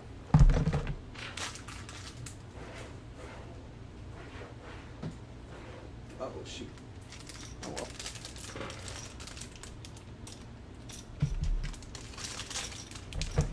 well. Okay. So let's take a look at these guys. They are monopose. Right now I've just got the archers on here, because let me show you what I'm dealing with these things, guys. They're not very, they're kind of tricky. Like, if you look at the box, I bought them kind of sight unseen. They were pretty cheap, 12 bucks. And I like historical stuff. I kind of want to branch out a little bit more into that. And so it comes with just a bag of a whole ton of soldiers. And a lot of them have, like this, you can see, they have, they're very tiny, first of all, like compared to this Genestealer Cultist. You can see they're teeny tiny. But he has sort of an open or a closed fist, um, and a hole in his fist. And then you're supposed to take the weapons, which are this flexible plastic, and thread them through the holes. And it just doesn't work. I tried it with a few of them. It just doesn't work. I don't know how else to say it. The weapons do not go through. They bend. It's like shooting pool with a length of rope, is what it's like.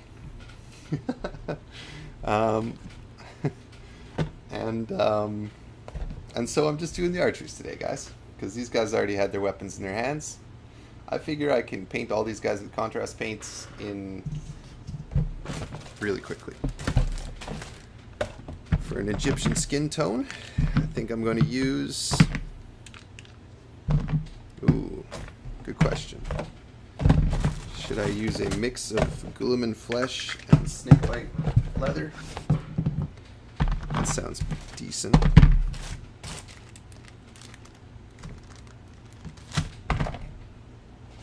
Yeah, let's do that. Let's do a mix of Guilliman flesh and snakebite leather. Where's my little palette? There it is.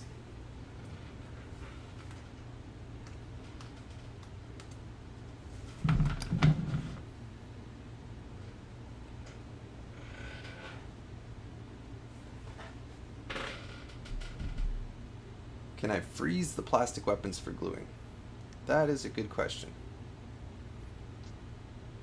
Can I drill the hands wider? Yes, I probably can. That's probably what I'll need to do. Just in the short term, we're doing archers. It's not an insurmountable problem. It's just what's going on right now.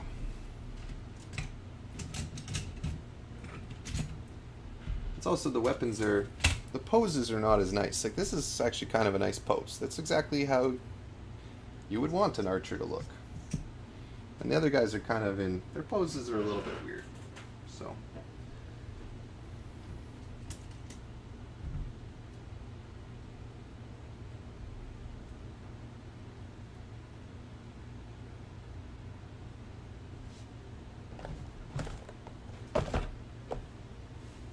Okay.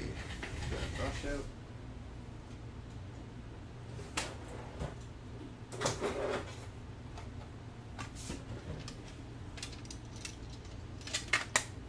Don't need a very small brush for this. Let's use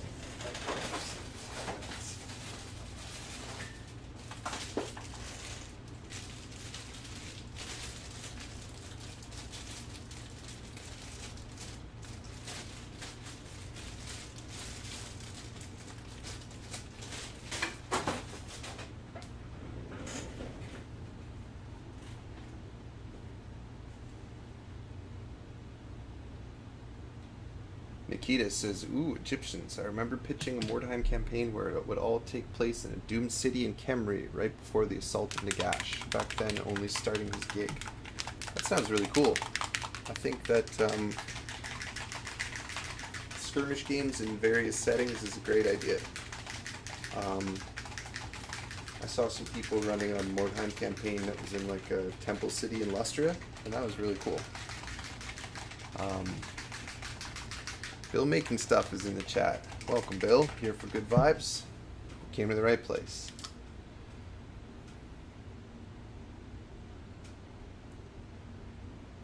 A couple drops of that. Let's do a few more. Oops.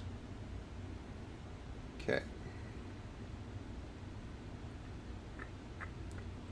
What are you doing today, Bill? You working on some stuff right now?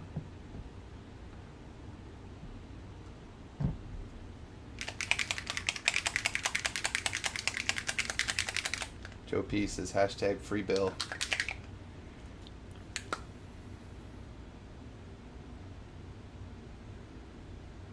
Two, 4, 5.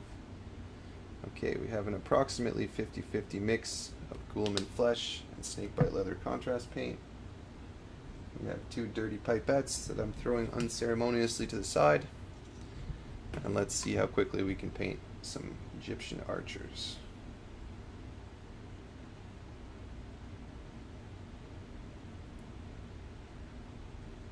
Well, let's test on one guy first to see if this is a reasonable skin tone. Or if it's too dark or the wrong sort of shade. Or if the brush is too large, which is certainly a possibility.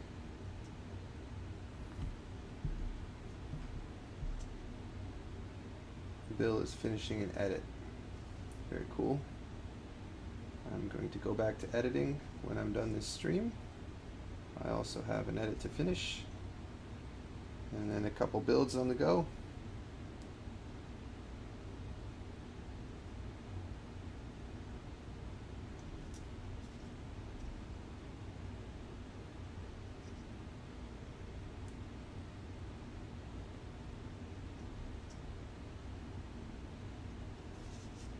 That's not a bad skin tone.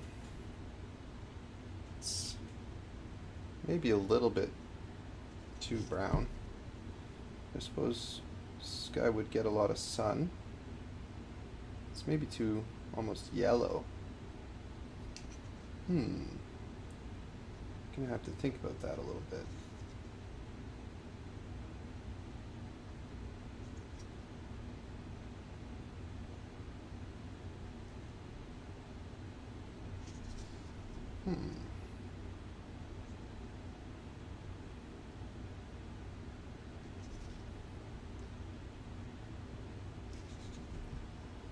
What do you guys think? Is that a decent skin tone?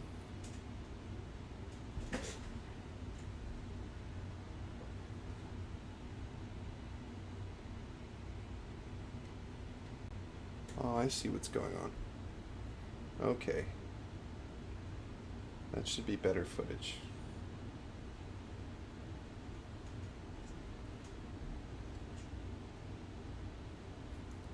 Natalia Ghost says, Nubian, more Kushites than Low Egyptian. Looks nice. It's a start. More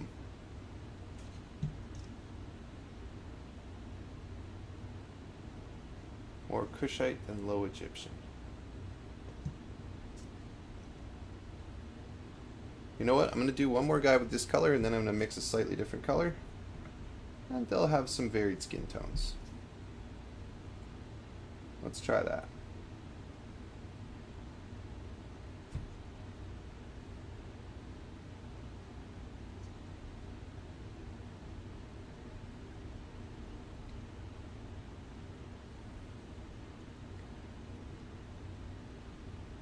It's not quite as dark as what I would call like a Nubian skin tone, so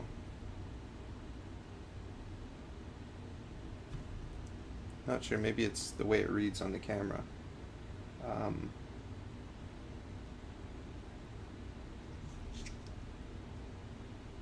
But yeah, I could certainly even go darker if I was going for that 25th Dynasty look or something.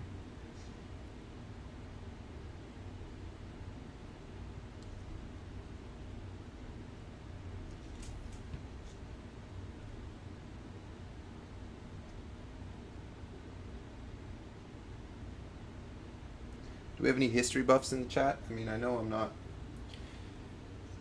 Normally when you buy like historical miniatures, they'll say sort of the time period, but I'm pretty sure the box just says Egyptians, which could be, you know, many different things. Many different things. From the Old Kingdom to the Ptolemaic period is a very long time, but I don't think there were hugely significant changes in the way a common archer would have looked over that period of time.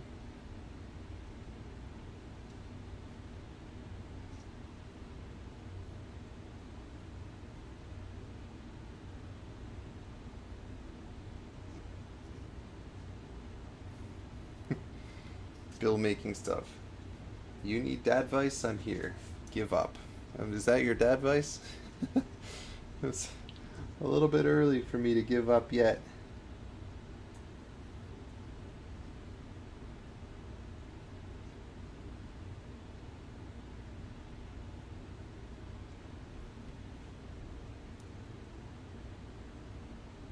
Yeah, the skin tone seems to be drying even a little bit lighter than it first went on, so.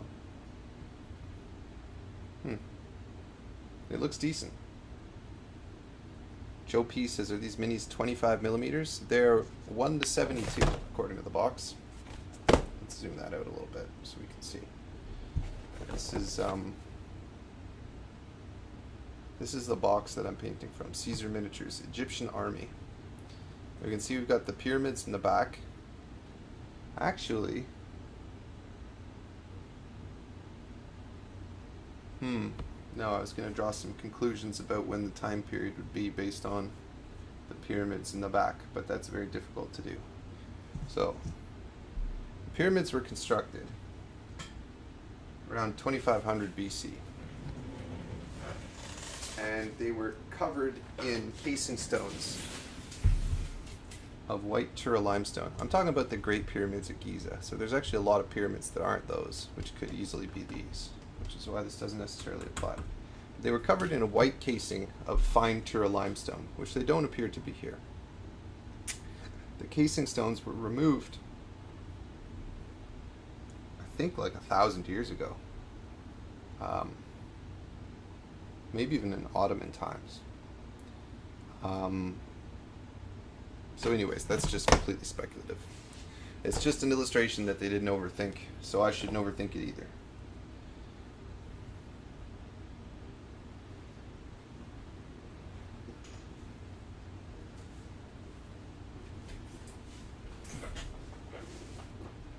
Schizopantheus says the region of Kush was known by the Egyptians as Ta-Seti, the land of the bow, in reference to skilled Kushite archers. I didn't actually know that. That's cool. I did not know the Kushites were known for their bowmanship. I like it. Okay, I'm going to take some of this one, put it in here, and then add a little bit more flesh tone. Let's see what we come up with then.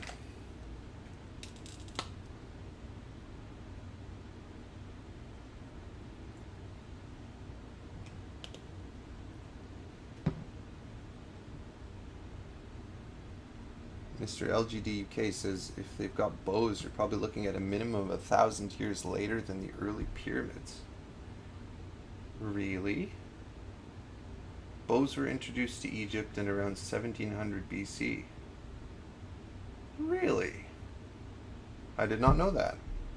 Thank you. Did you just do that research now, or is that something that you already knew? Because that's an impressive bit of knowledge.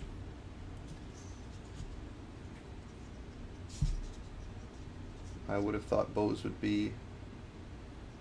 It's crazy to think about building a pyramid like the Great Pyramid at Giza and not having bows.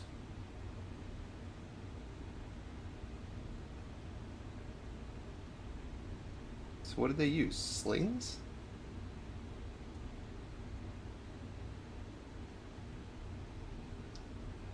How did they hunt? Javelins, I suppose?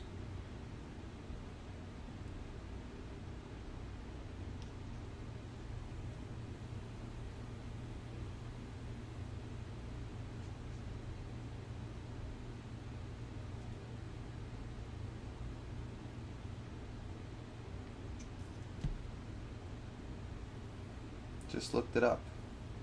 Very cool. Very cool. Bill asks, are you taking a break from GW? I wouldn't say taking a break. I was just building Genestealer Cults a moment ago, but I am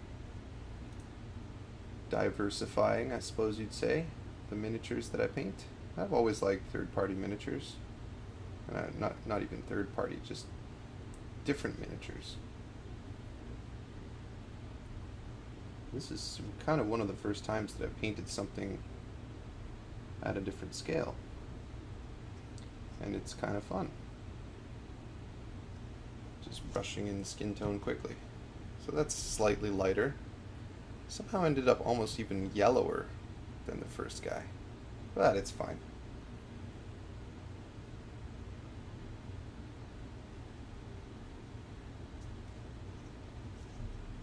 Take it easy, Bill. Sam's here, and Sam loves the stream title. Well, thank you, Sam. I made it on a whim today. I was trying to think of a good title, and that's what I was in the mood for. So that's what we ended up with.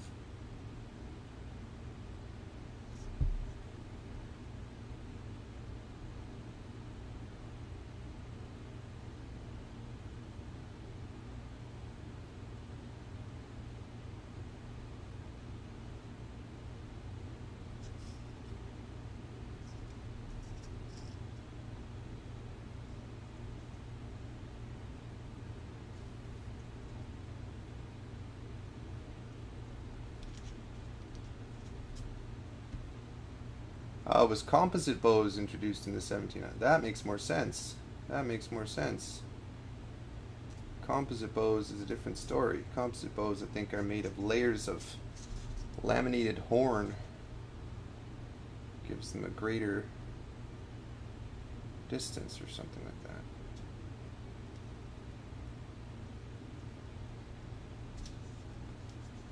Self bows predate dynastic times. That makes more sense to me. The bow is a very ancient technology.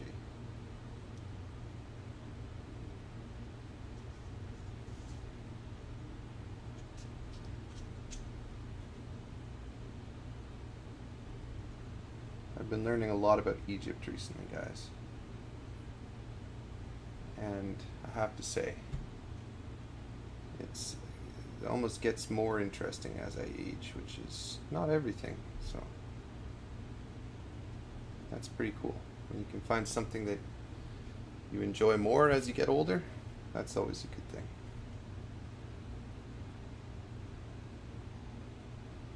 What's going on here? The paint's like beading off, not sticking. I should maybe have washed these miniatures before I primed it. But I would expect that to cause issues with the primer sticking. Look at this, guys. It's like beading off like crazy. I've never seen this. Very strange. There must be some mold release or something on the back of this guy. Oh well, in for a penny, in for a pound at this point.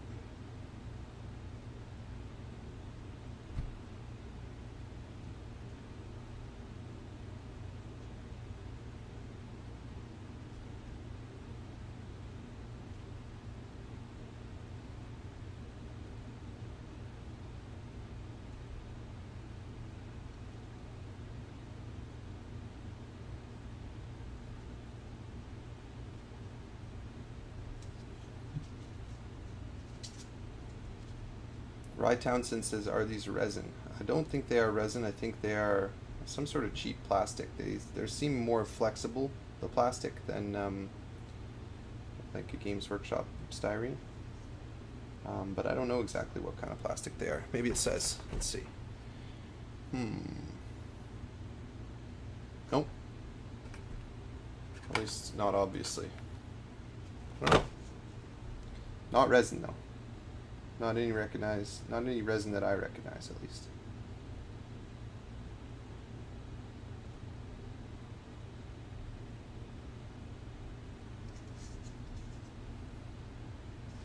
I told you I'd paint these guys quickly. Look at this.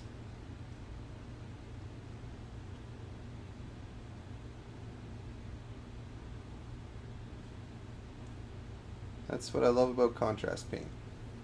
Incredibly quick.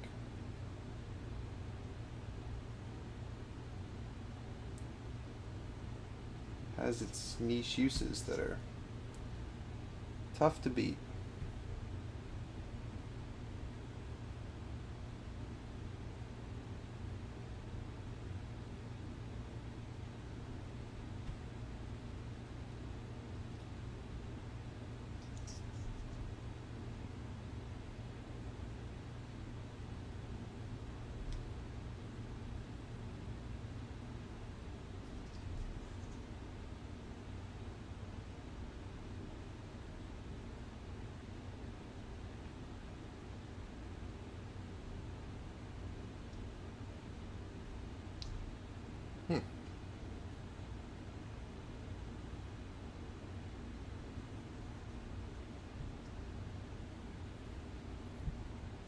Was the atlatl used in Europe/Asia/Africa? It certainly was used in Europe. I know that much, Joe. The atlatl, guys, for those of you that don't know, is essentially a hooked stick that allows you to throw a javelin with increased leverage. You can really get you can throw a spear with some bad intentions with the atlatl. You can break bones and stuff. Really a good, very simple invention. If you think you might ever find yourself in nature and knowing about atlatls, I think it'd be easier to make an atlatl than it would be to make a bow. If push came to shove, you needed to take down a woolly mammoth or something.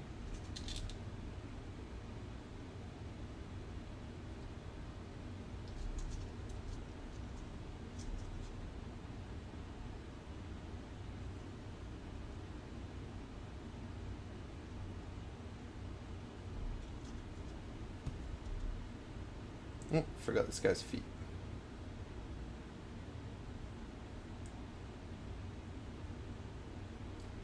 Guys, normally I like to base everything on basically Warhammer bases. These guys are too small. So how do you guys think I should base them? Should I multi-base them? Like put a couple of them on one base? Or should I just keep them on the tiny bases that they're on and maybe put some grout or something to look like sand? I'm open to suggestions, guys.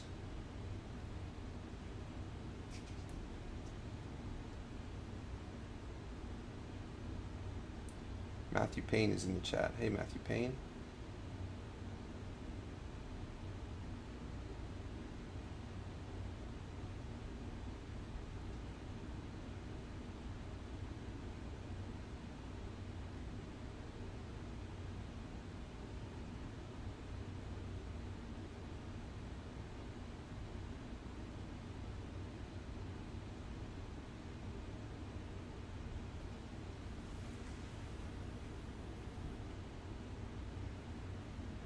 $50mm base standing on a dead ultramarine.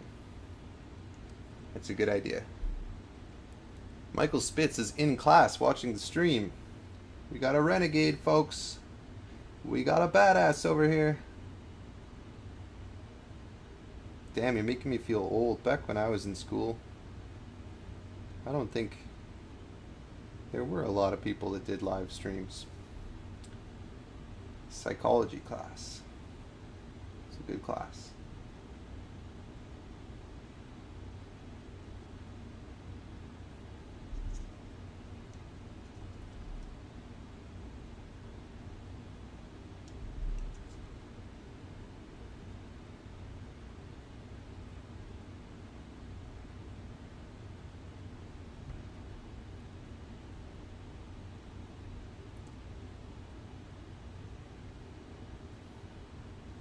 Mr. LGD UK says, I was looking to see whether anyone selling these miniatures specified the historical time period. The only one I've found says 3000 BC to 500 AD.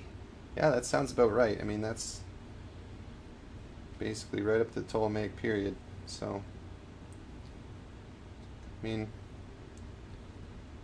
like I said, I don't think they changed their outfits very much during that period, so that makes sense. Could be fine.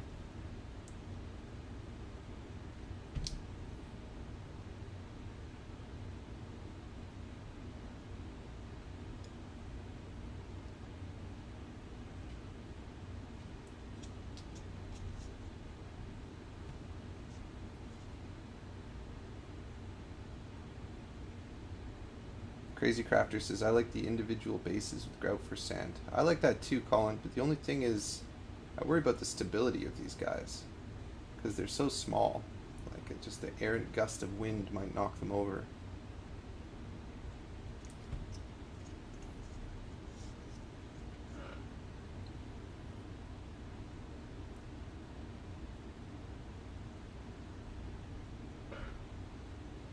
Alright, not bad. We've got some skin tone banged in real quick.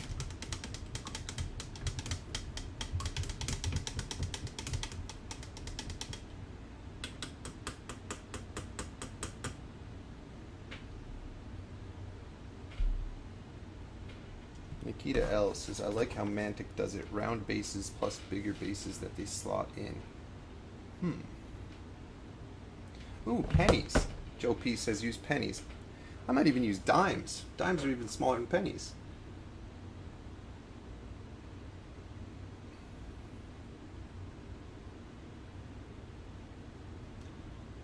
Yeah, Mr. LGD UK, don't quote me on no changes to their costume. I just think that the average Egyptian did wear this sort of skirty thing for a long time. Just based on the very minimal exposure I have to Egyptian hieroglyphs and things.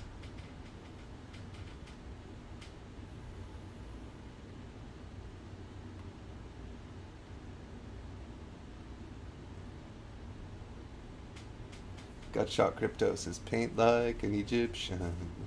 Yeah, I like it.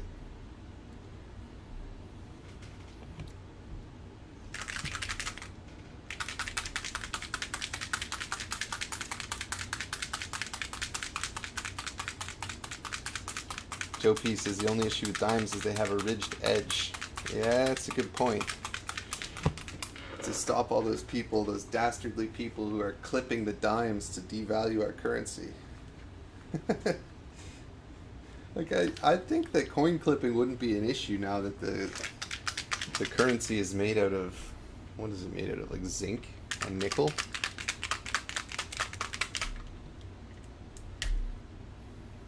I wouldn't think they'd be worried about somebody devaluing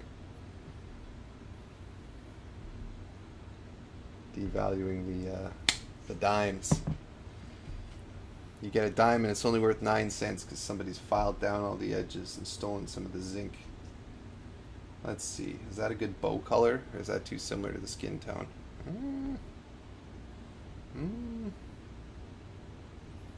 It's pretty similar to the skin tone, which isn't necessarily a bad thing.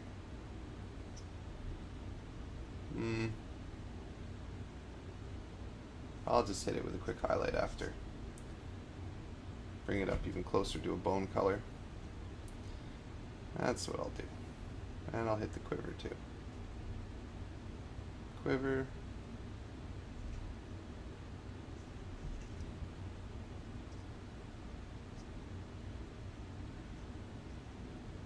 And bow.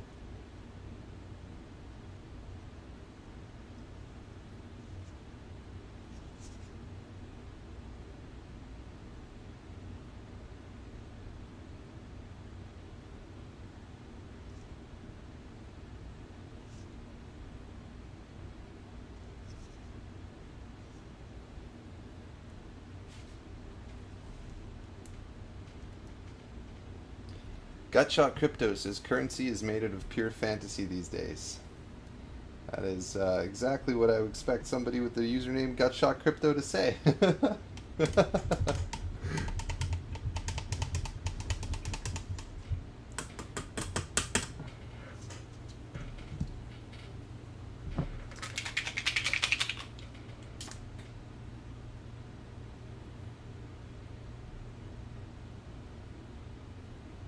Yeah, somebody's asking a very valid question. Can I use a meme coin cryptocurrency as a base?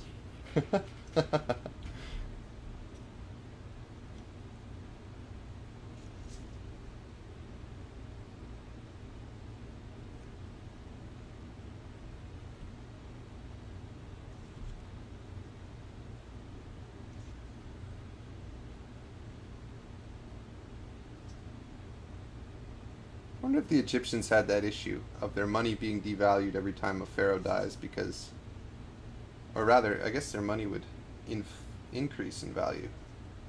And the pharaoh buries himself with a whole bunch of gold. But I guess the reality is that, it seems to me, the more I look into it, it's like a lot of the pharaoh's tombs were robbed like in the next pharaoh's lifetime. Like, they were all robbed, sort of. All the workers who worked on the tomb would know how to get in and know where everything was, and just, okay, let's wait a couple years, and then once everybody's kind of lost interest, let's break in there in the middle of the night and melt down that solid gold sarcophagus and live like kings. Maybe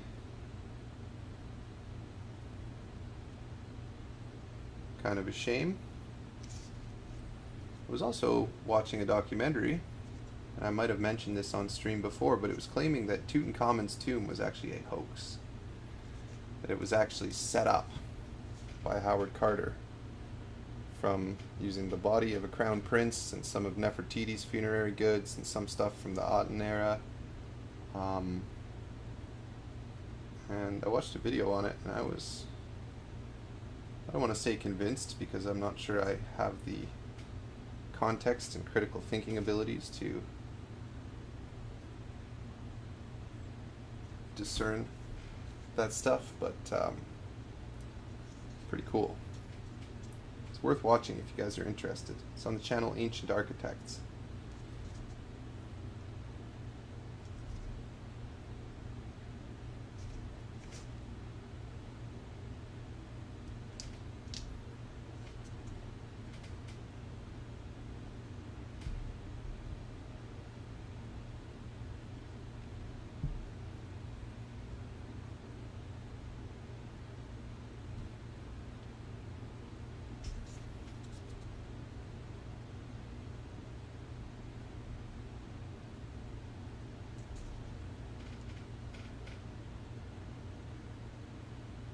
I'm going to do the arrow shafts. No, that doesn't look good at all. The arrow shafts are going to be black for a little bit of contrast.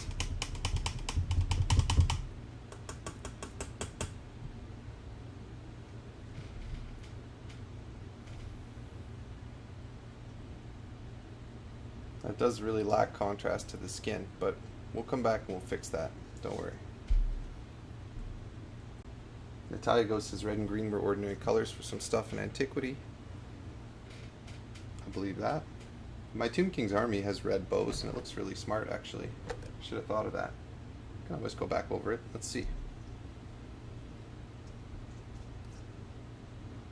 Joe P says not enough booby traps. They should have watched more Indiana Jones before making those tombs. Well, the problem is, what kind of booby trap would you set that would be able to be triggered more than once and not deteriorate and set itself off over time? That is not an easy feat. Like, the only thing I can think of is like a tipping table. That's like you're walking along a room, and then there's like a pit, and just and dumps you into a pit of spikes and then resets. But I mean, if you were one of the workers who worked on the tomb, you'd know where that was, and you would know how to avoid it, presumably.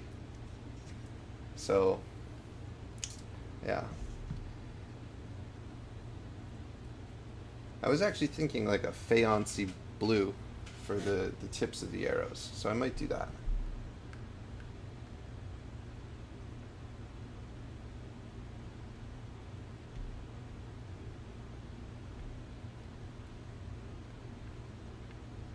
Joe P says Quicksilver River lining the tomb like one of the Chinese emperors who's buried with the terracotta guys. Yeah, that would be the Emperor Qin. And I'm not sure that was a booby trap as much as it was like an aesthetic feature of the tomb. From what I recall reading about that, he had let's go with a light blue. He had a ceiling inside that was made of gems and diamonds. Like the night sky was rendered with the stars as gems and diamonds.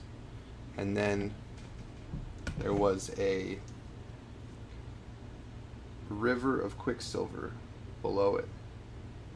And they've never unearthed his tomb, because when they try, all of the workers get mercury poisoning. And so they've left it for future generations, which is really cool. And I think The Mummy 3 with Brendan Fraser and Jet Li, they go into Emperor Qin's tomb. And of course it's filled with kung fu zombies. I saw that movie in theaters, but I can't remember much about it because it was pretty forgettable. I think this blue looks nice. What do you guys think about the blue? You guys digging the blue? I like the blue.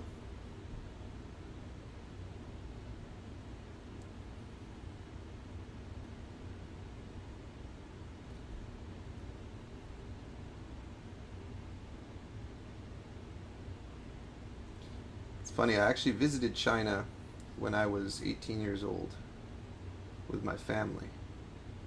And we went to go see the Terracotta Warriors.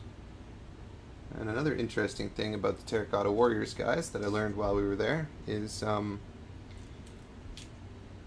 they all have individual faces. Like, they didn't just make a mold and then recast a bunch of Terracotta Warriors the same. They're all individually sculpted after real soldiers, if they think. Because apparently you can even see regional differences in their facial features based on the units they're in, which is pretty impressive. And also, they were done in full color. They weren't originally all terracotta colored. They're done in full color, and actually when they unearth them, when they excavate them, the color is there, and it just disappears and deteriorates very quickly as it's exposed to environment. So they've left a ton of the Terracotta Warriors in the ground for future generations who have better preservation technology to unearth. And look at this, you can see I forgot one guy's leg here on the back.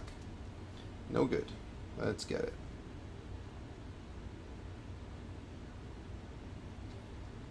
And the funny thing is, when we went and visited, I guess one of my brothers would have been, my brother would have been 14 years old. So that's not as young as I remember him being. But we went to one of the we went to one of the museums, and there were all these heroes from Chinese mythology. And I didn't know any of them. And my younger brother was like, oh, there's, Lu Xiaobing or whatever. I'm just making up a name. But like, he knew all of the names of all the Chinese heroes because he had played this Xbox game called Dynasty Warriors. And all of the characters in the game Dynasty Warriors were these heroes. So he was seeing these ancient ceramic works of art of, here's Zhao Mubing with his flaming halberd or whatever. And he's like, oh yeah, I know that guy. And then there's his sidekick, whatever. Yeah. So that's kind of fun little story. Cool. I like that blue. I think that looks smart. Pretty cool.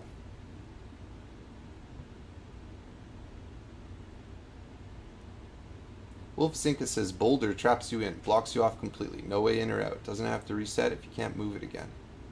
Well, but then the next people to come around, Wolf would just smash through the boulder, right? They'd just spend a couple days, have 10 guys there, chip away at the boulder until they're in, and then they're in, and then there's no booby traps. Like, I think the Egyptians, they sealed the tombs with tremendous amounts of stone, and people still tunneled in because treasure does that to people. It makes them happy to build tunnels, happy to smash stones and get their way through the tunnels. So, easier said than done, I think, designing a foolproof tomb. I think I learned about Tutankhamun's tomb. The reason they found Tutankhamun's tomb is because in the Valley of Kings, there's an area where, like, when it rains and when the rocks slide down the slope from two different directions, they converge in the spot where Tutankhamun's tomb was. So just because of natural erosion, his tomb was hidden with a huge amount of rubble and debris. And that was not something that was planned for. It was just a quirk of fate, I suppose you could call it.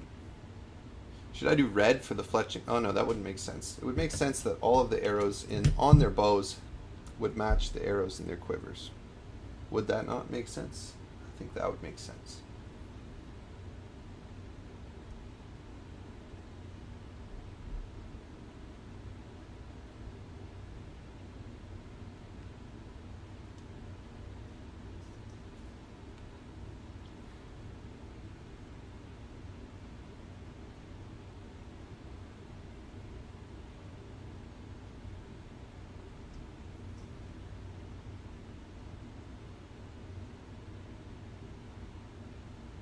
Paul Little is back. Welcome back, Paul. We are still hanging out and streaming. At least for a little while longer.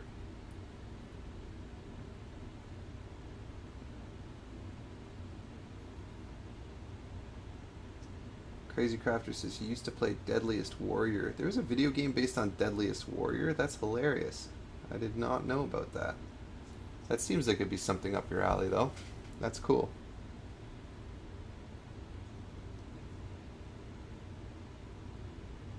Guys, if you haven't seen one of Colin's streams, he's got all kinds of swords.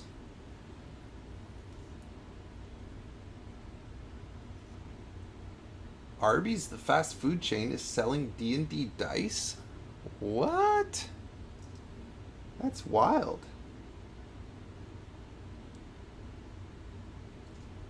I think I should just say, guys, Arby's is not deserving of all the hate that it gets. I can understand if you don't want to eat a roast beef sandwich with nacho cheese on it or whatever, but if you're blindly hating Arby's, you're missing out on some of the best chicken fingers in the game. You get in there, you get yourself some chicken fingers and curly fries. It's a good time, let me tell you.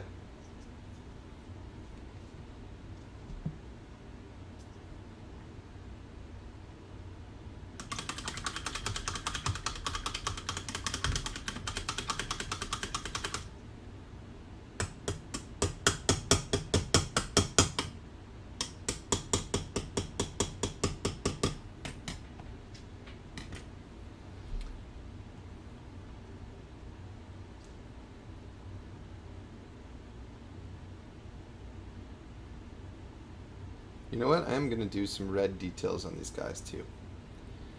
I'm going to use this nice, rich corn red. Actually, you know what?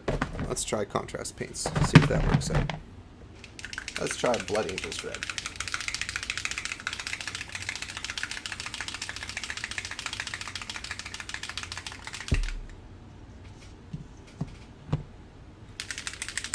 Nelson Hickman says, can I use my Arby's D&D dice to play my Wendy's RPG? Is that real? Does Wendy's have an RPG?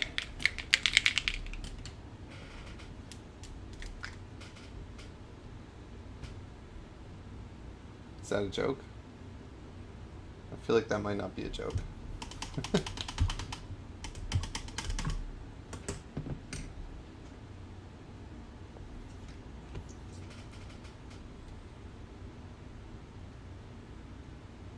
Yeah, Natalia, you were the one who was suggesting red earlier, weren't you? Oh, there you go.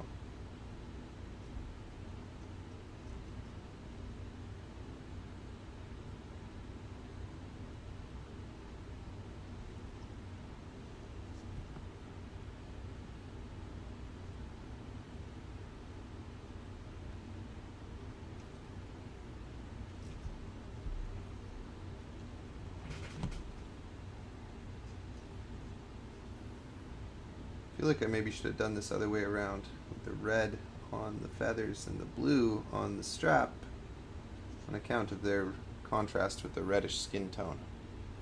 But you know what, we're in for a penny, we're in for a pound now.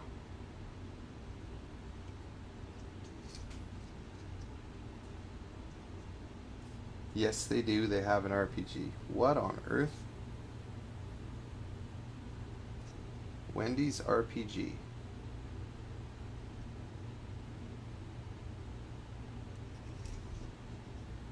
Okay, Wendy's has an RPG. Learn something new every day.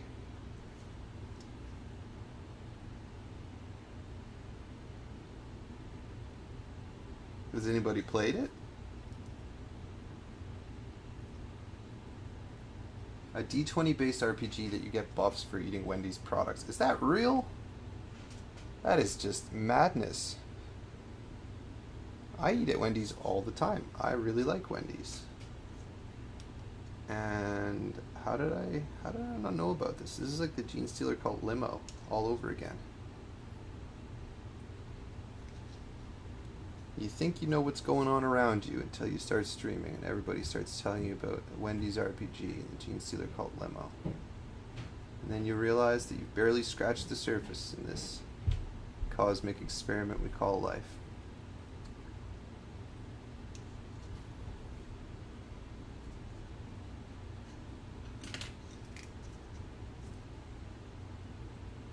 Paul Little says Weber's are supposed to be good. Cool. Are you...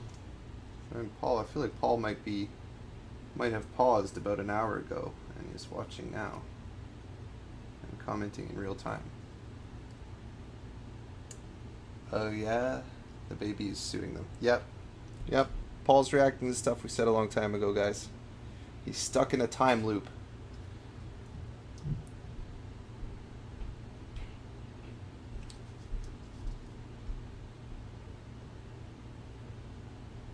Can we get some comments for Paul saying welcome back to the future, Paul, so that he sees them when he gets to this point in the chat?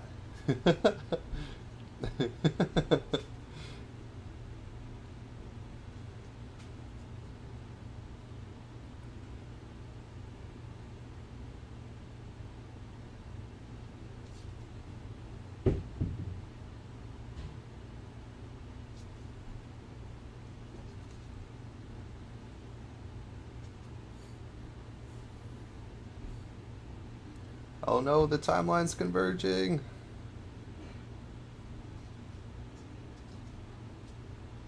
Ben J is saying, hey Eric, do you do this for a living or just for a hobby? I do it for a living.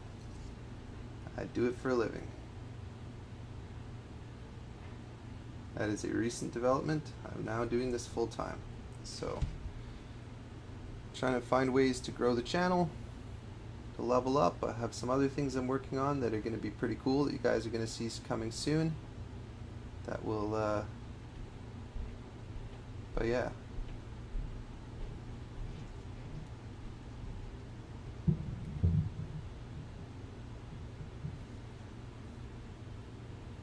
YouTube is an interesting career. It's when it's good, and when it's bad, it's bad. But I guess that's like any other career. But I wouldn't have it any other way. I like making stuff for you guys, and I'm glad that you guys enjoy it.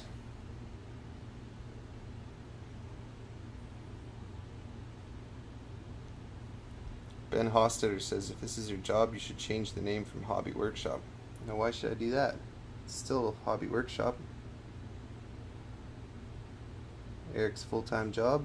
Should I change it to that?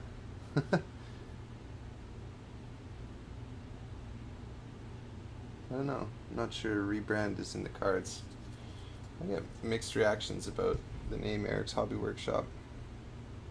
Some people say it's perfect, it's self-explanatory, it is what it is. You're Eric, this is your Hobby Workshop. Some people say, it sounds stupid. But I don't know. I hadn't really thought about changing it.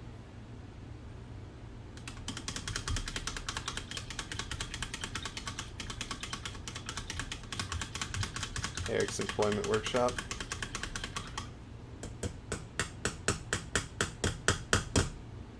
If it were called Eric's Full-Time Job, that would just be weird though. You'd see it and you wouldn't know what to expect, you know?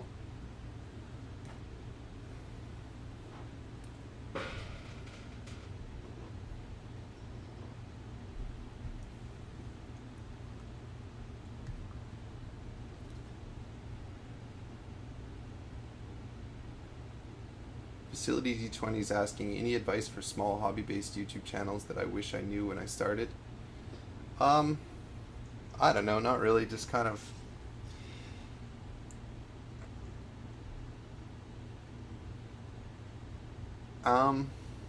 that's a good question. I mean, I feel like I've answered this a lot of times, but I still think about it differently every time.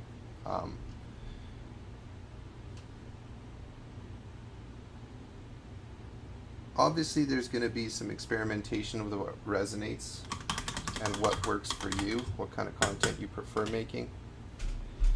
But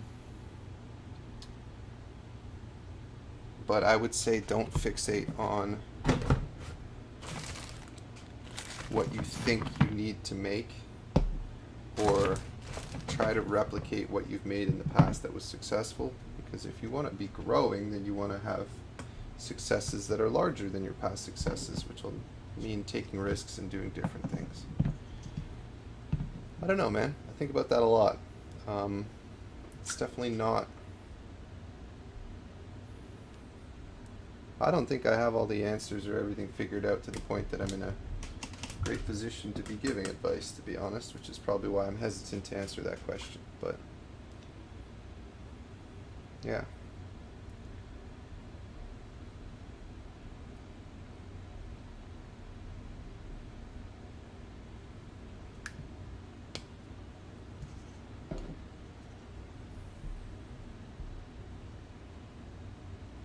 Evils Dexter says the name is great. Don't change it. Thank you, Evils Dexter. Just for you, I won't.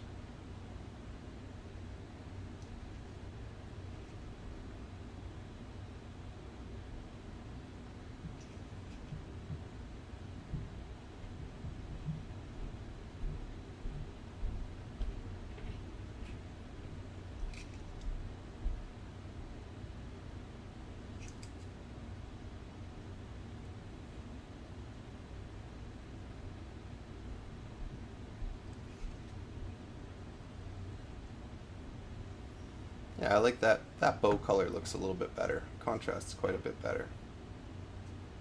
Should I do the arrows that color too? Let's experiment. I think that looks pretty good.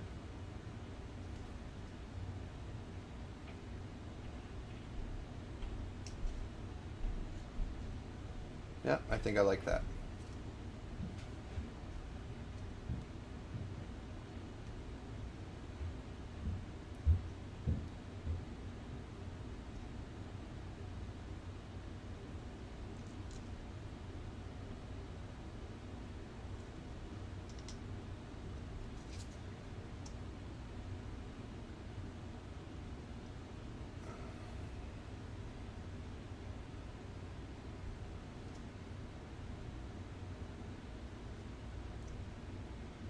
Facility D20, I guess I would say generally just make the content that you would want to see, because at the end of the day, you're the only person that you can really get in the head of.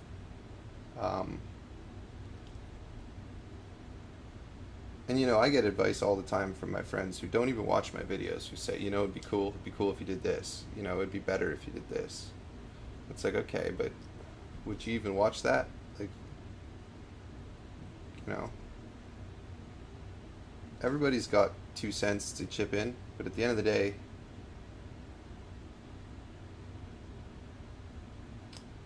you kind of have to drown out a lot of external voices and stay true to your own vision.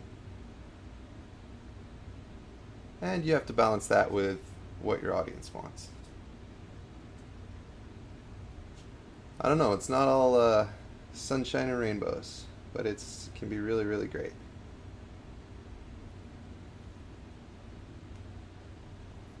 Wolfgang Kolaschnik says, hello, Eric. Greetings from Germany. Welcome, Wolfgang.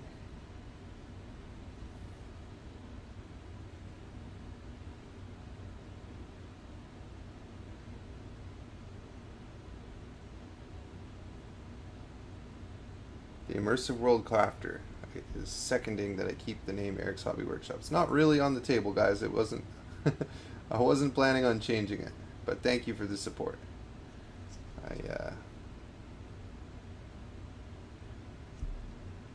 It's actually the biggest challenge that I've had with the name Eric's Hobby Workshop. I think it works for the channel. Like, I've been trying to design some merch. Let me know in the chat if you would buy some merch. Like, if I made some t-shirts, would you buy a t-shirt? Let me know in the chat. But the biggest challenge is I don't have a really cool logo or anything, so I've been working on that a little bit, what I can do to make some cool merch, something that I would wear. Again, back to my advice about what I think.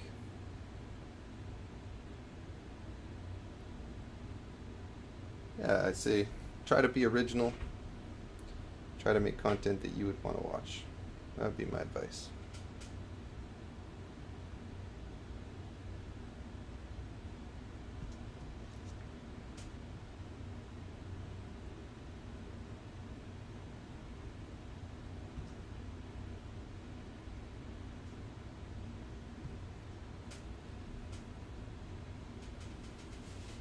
Ben Hostetter said the name change thing was a joke.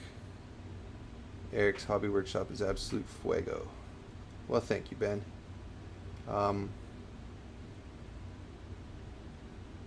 It's funny how difficult it is to see sarcasm sometimes in text form.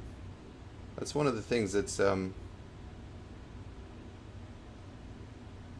know, I'm usually pretty attuned to sarcasm. Sometimes I'm reading comments and I'm like, man, is this person, I really hope that's sarcasm, because that's really mean otherwise. Not talking about your comment, Ben, but it's kind of funny. You can get into these somewhat sensitive states sometimes as a creator. Very, like if you have a certain amount of bad comments and then, you know, just you have a day that's a statistical anomaly and there's more, it can be really draining, you know? But then there's the weird thing where it's like the ratio of positive comments that I get to negative comments is like probably over 100 to 1. Like there's so much positivity, and I don't want to sound ingrateful, because I'm absolutely grateful for when people leave positive comments and nice messages, but there's something about those 1 in 100 like mean comments that just like they hit harder per capita than the nice comments. And what a shame that is, that the human brain is wired like that, where you can be flooding in positivity and then the negative comment will affect you so much more. And just one of those funny things.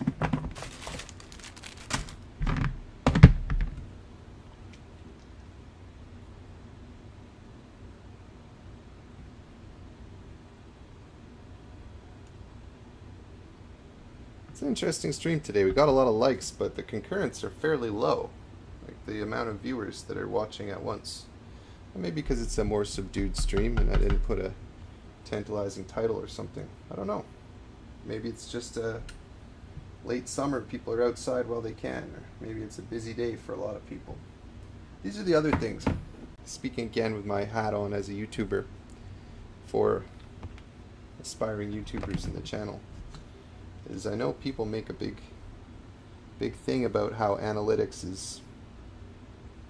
Actually, you know what? The Egyptians would not have silver metal blades. They would have like a copper blade on the end of their bows. Do I have a copper color? I've got a crafting. But I was going to say that there's a lot of things that I don't think the YouTube analytics capture, like the seasonality of certain things. Like YouTube won't take into account if you post on a long weekend versus if you post on a normal weekend. Obviously, you'd think more people would watch on a long weekend, so that should maybe take into account how successful a video is. So I tend to think that the analytics doesn't capture everything that's going on, and I take a little bit of it with a grain of salt. But there's certainly a lot of insights that can be learned from the analytics side of things, and then there's also sort of a deep dark rabbit hole that you can go down looking at your numbers. Everything in moderation, I suppose.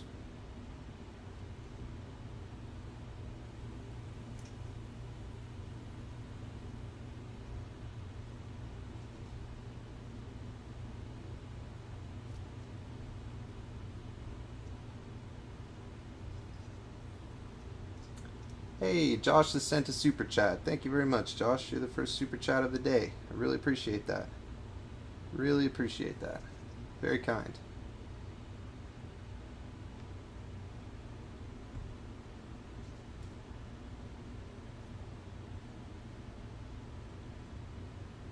Misha K says, what I like in videos of creators is showing mistakes and failure and how you handle it, so I feel like I'm not the only clumsy person. Yeah, that's something I like to do sometimes, but sometimes I like to maintain the illusion of professionalism as well. It's all a trade-off, but I'm glad to hear you like that.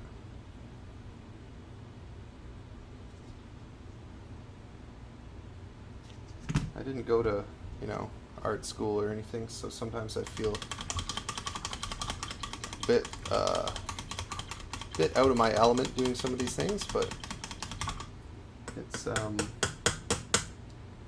certainly fun finding my way.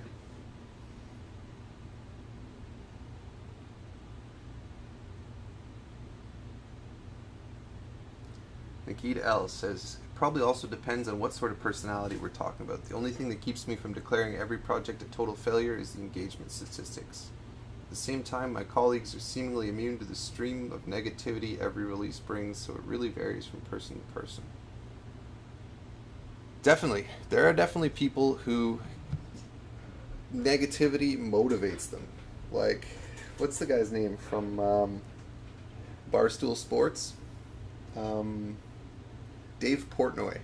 I was watching something, and this guy, Dave Portnoy, he, like, when somebody, like, annoys him or, like, crosses him, he does this thing where he writes their name on a bottle of champagne, and he puts it in his office. And then when they have, like, when their downfall occurs, whether or not he's orchestrated it or just been watching and waiting for it, he opens the champagne and he celebrates their downfall. So he's, like, fueled by haters and negativity, and it's, like, it's something that he, like, doesn't shy from. But I'm not really like that. I mean, I think I like to get along with everybody, and I like to have a fairly conflict-free existence to the extent that that's possible, which of course is not always possible, but I find it draining to deal with conflict and negativity sometimes.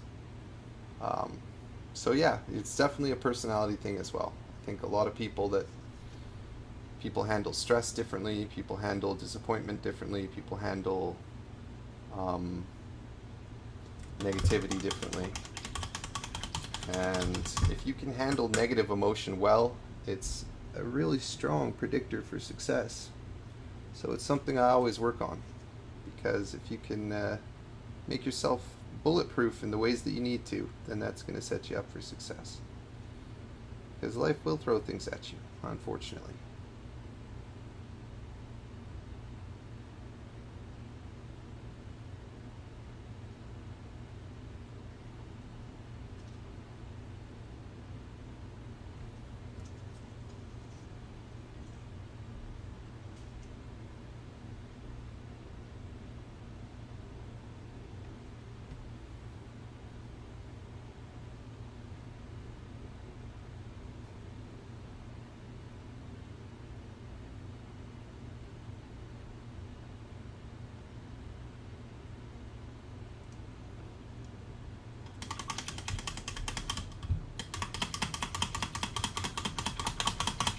Facility D20 says, yeah, it's a rabbit hole for sure. When you have things that do well or parts of videos that perform well according to analytics, it can drive you nuts wondering why things work and don't. Yeah, you know what I found was really interesting that I learned recently? Well, not that recently, but I always thought that the coolest parts of my videos were at the end when I show the finished product. And I would take, hours to set up really cool setups and take a bunch of really cinematic shots of my models on the finished terrain pieces or whatever it was I was working on. And I thought that that would be the part that people absolutely love. And when you look in the back end in the YouTube retention, everybody tunes out at the end after the build and doesn't even watch that part. And I was flabbergasted. I was like, are you serious? I would have thought people would skip to that part. But I guess I was wrong. And that's the sort of strange things that you find out in the YouTube studio.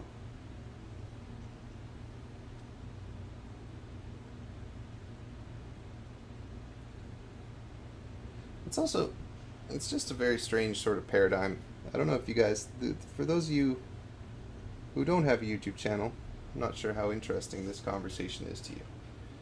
But for those of you who don't have a YouTube channel, you may not know that YouTube creators have an app called YouTube Studio, where you don't have to download it. You can log into it on desktop or something, but a lot of people have it on their phone. And on YouTube Studio, you can see the analytics. You can see, oh, somebody texting me.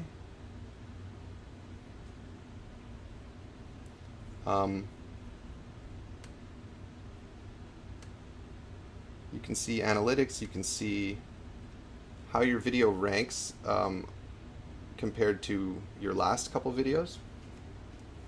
And it's really strange. So you'll release a video and it'll say, this video is number 3 out of the last 10 that you've done, or this video is 9 out of 10. Like, it's performed worse than 9 out of the last 10 videos of yours. Which is really funny to me because, your video could be good. It's just something else is maybe you don't have enough subscribers who are into that, but there is an audience for it somewhere, or whatever it is. But it's just a strange way of getting feedback, because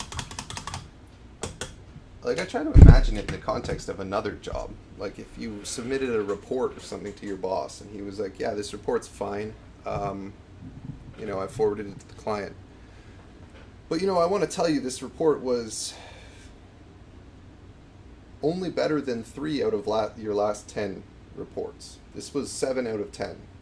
And it's not a grade. It's a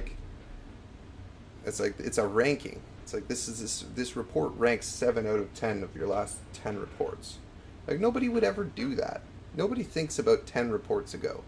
It's just a very strange way of doing things.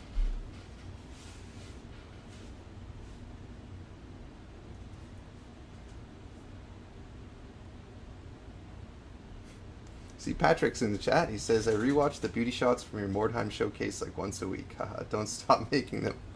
Yeah, that's what I think I need to do, Patrick, actually, is something I was thinking about, is making videos that are, more devoted to that thing and divorced from the tutorial portion. I've been meaning to make some stuff more like that because, yeah, it's very strange.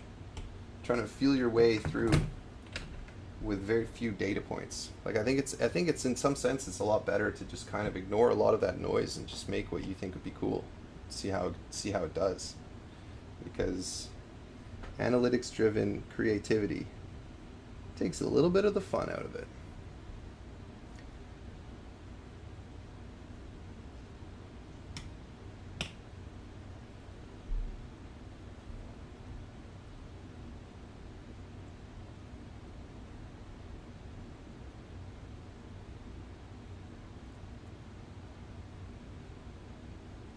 Evils Dexter says, I guess that way of getting feedback is designed to push creators into generating more short-term views rather than long-term value. Yeah, I don't know, man. I think it's very funny sometimes that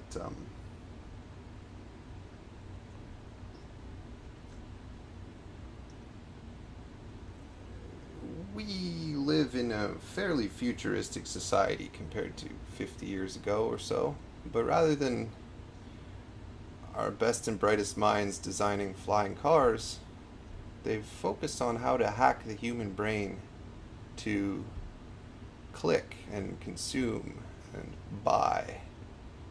And they're very good at it.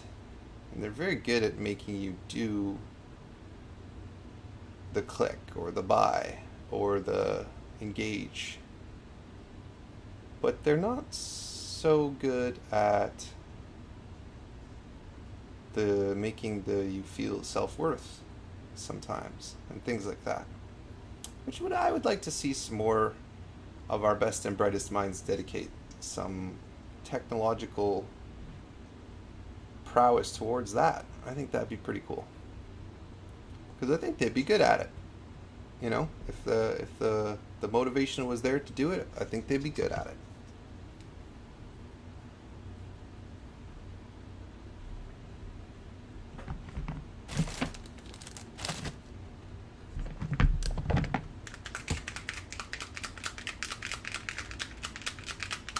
Kurt Geyer says, more narrative to the glamour shots. I think that's true as well, because I noticed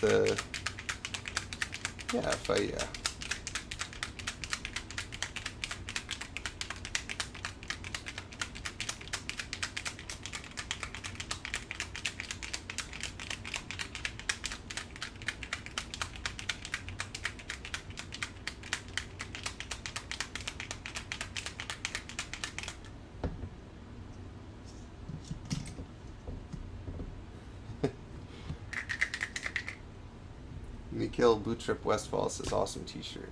Thank you. Appreciate that. I think it's fun.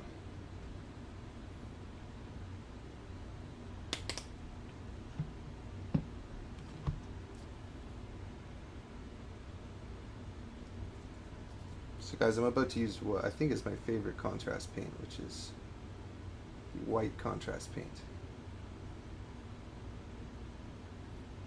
Because this makes painting white really easy and really smooth.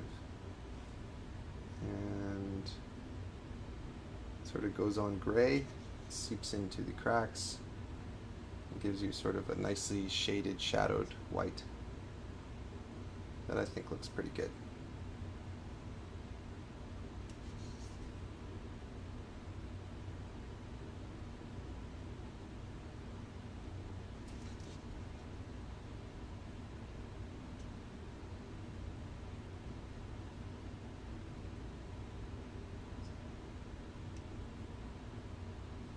Key to contrast paint is you got to put the right amount on. It's got to be enough to flow into the cracks and not so much that it stains the high areas. So it's a brush control exercise. And that's why I don't think they're really necessarily good beginner products, although they're very useful for intermediates. I think selling contrast paints as a beginner product is not necessarily the right approach.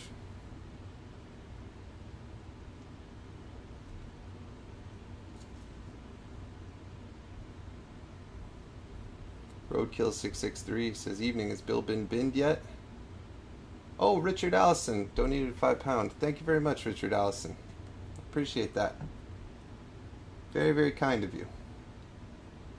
Always appreciate the super chats, guys. Very nice.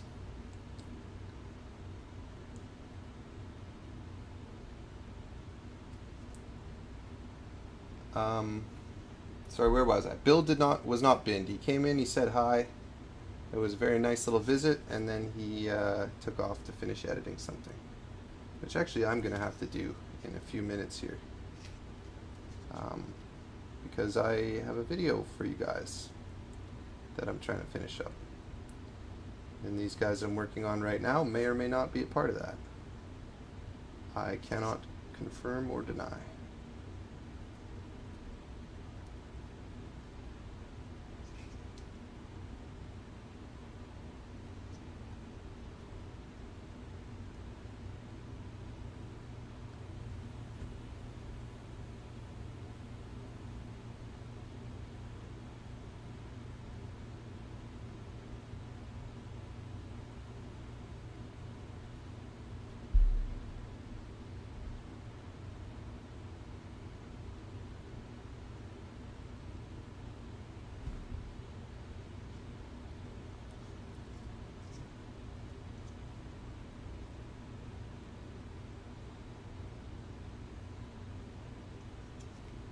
Oh, this is that same guy. He's beating. Yeah, he's got something on his back. Something. There's something on his back. Some substance. Appears to be oily.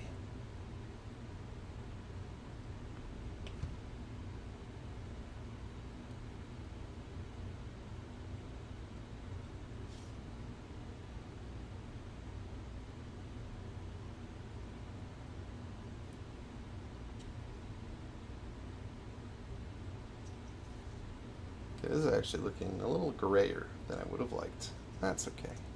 We'll touch him up.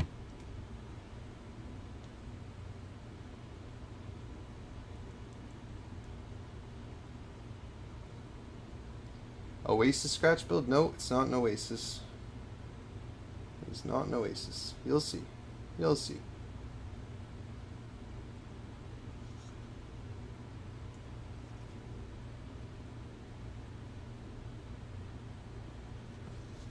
You'll see. Okay, just a bit more cloth work.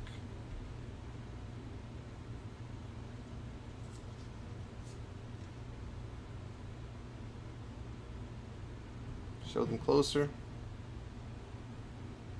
They're not very detailed. They're a little bit rough, but they're also very small.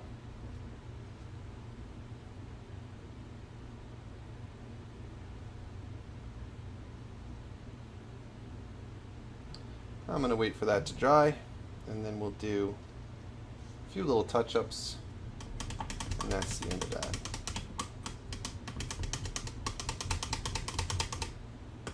Toddler Dragon said, did the tiny human drop into the world yet? No, I still have a few months, thankfully, because there's a lot of work to do. Baby is due in December. Soon, very soon, but not yet. Richard Allison. Thanks, man. Love your stuff, especially the Munda builds and your chilled out style of mental health positivity outlook. Thanks very much, man. I appreciate that. I think, yeah, it's nice to hear comments like that. Thank you.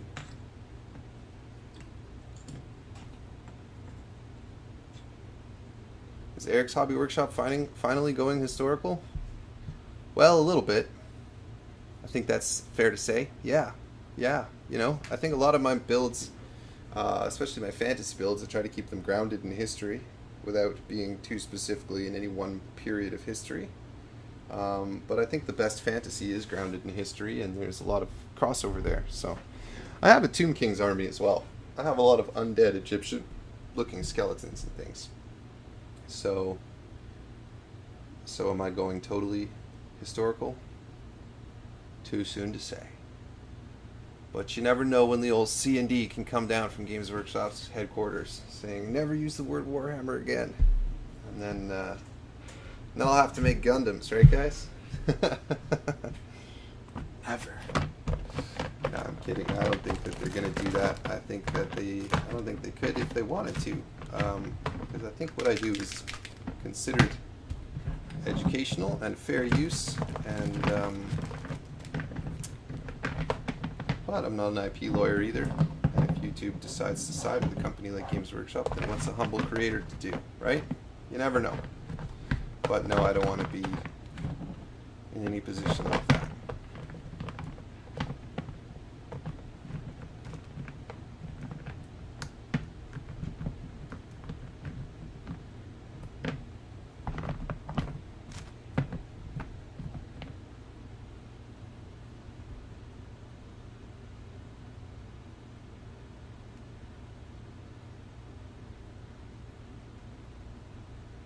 Okay, guys, I'm going to sign off because I finished my guys here basically.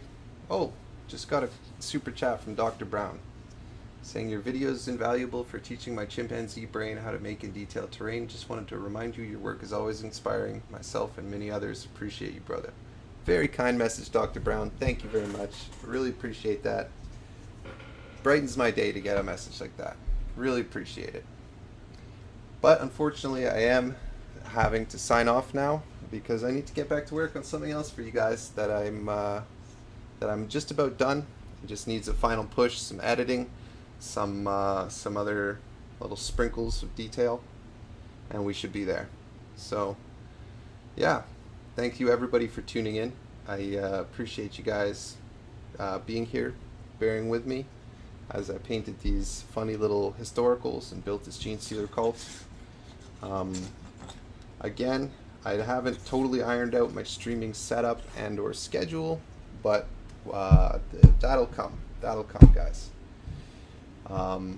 Thank you everyone for tuning in, and we'll see you next time on Eric's Hobby Workshop.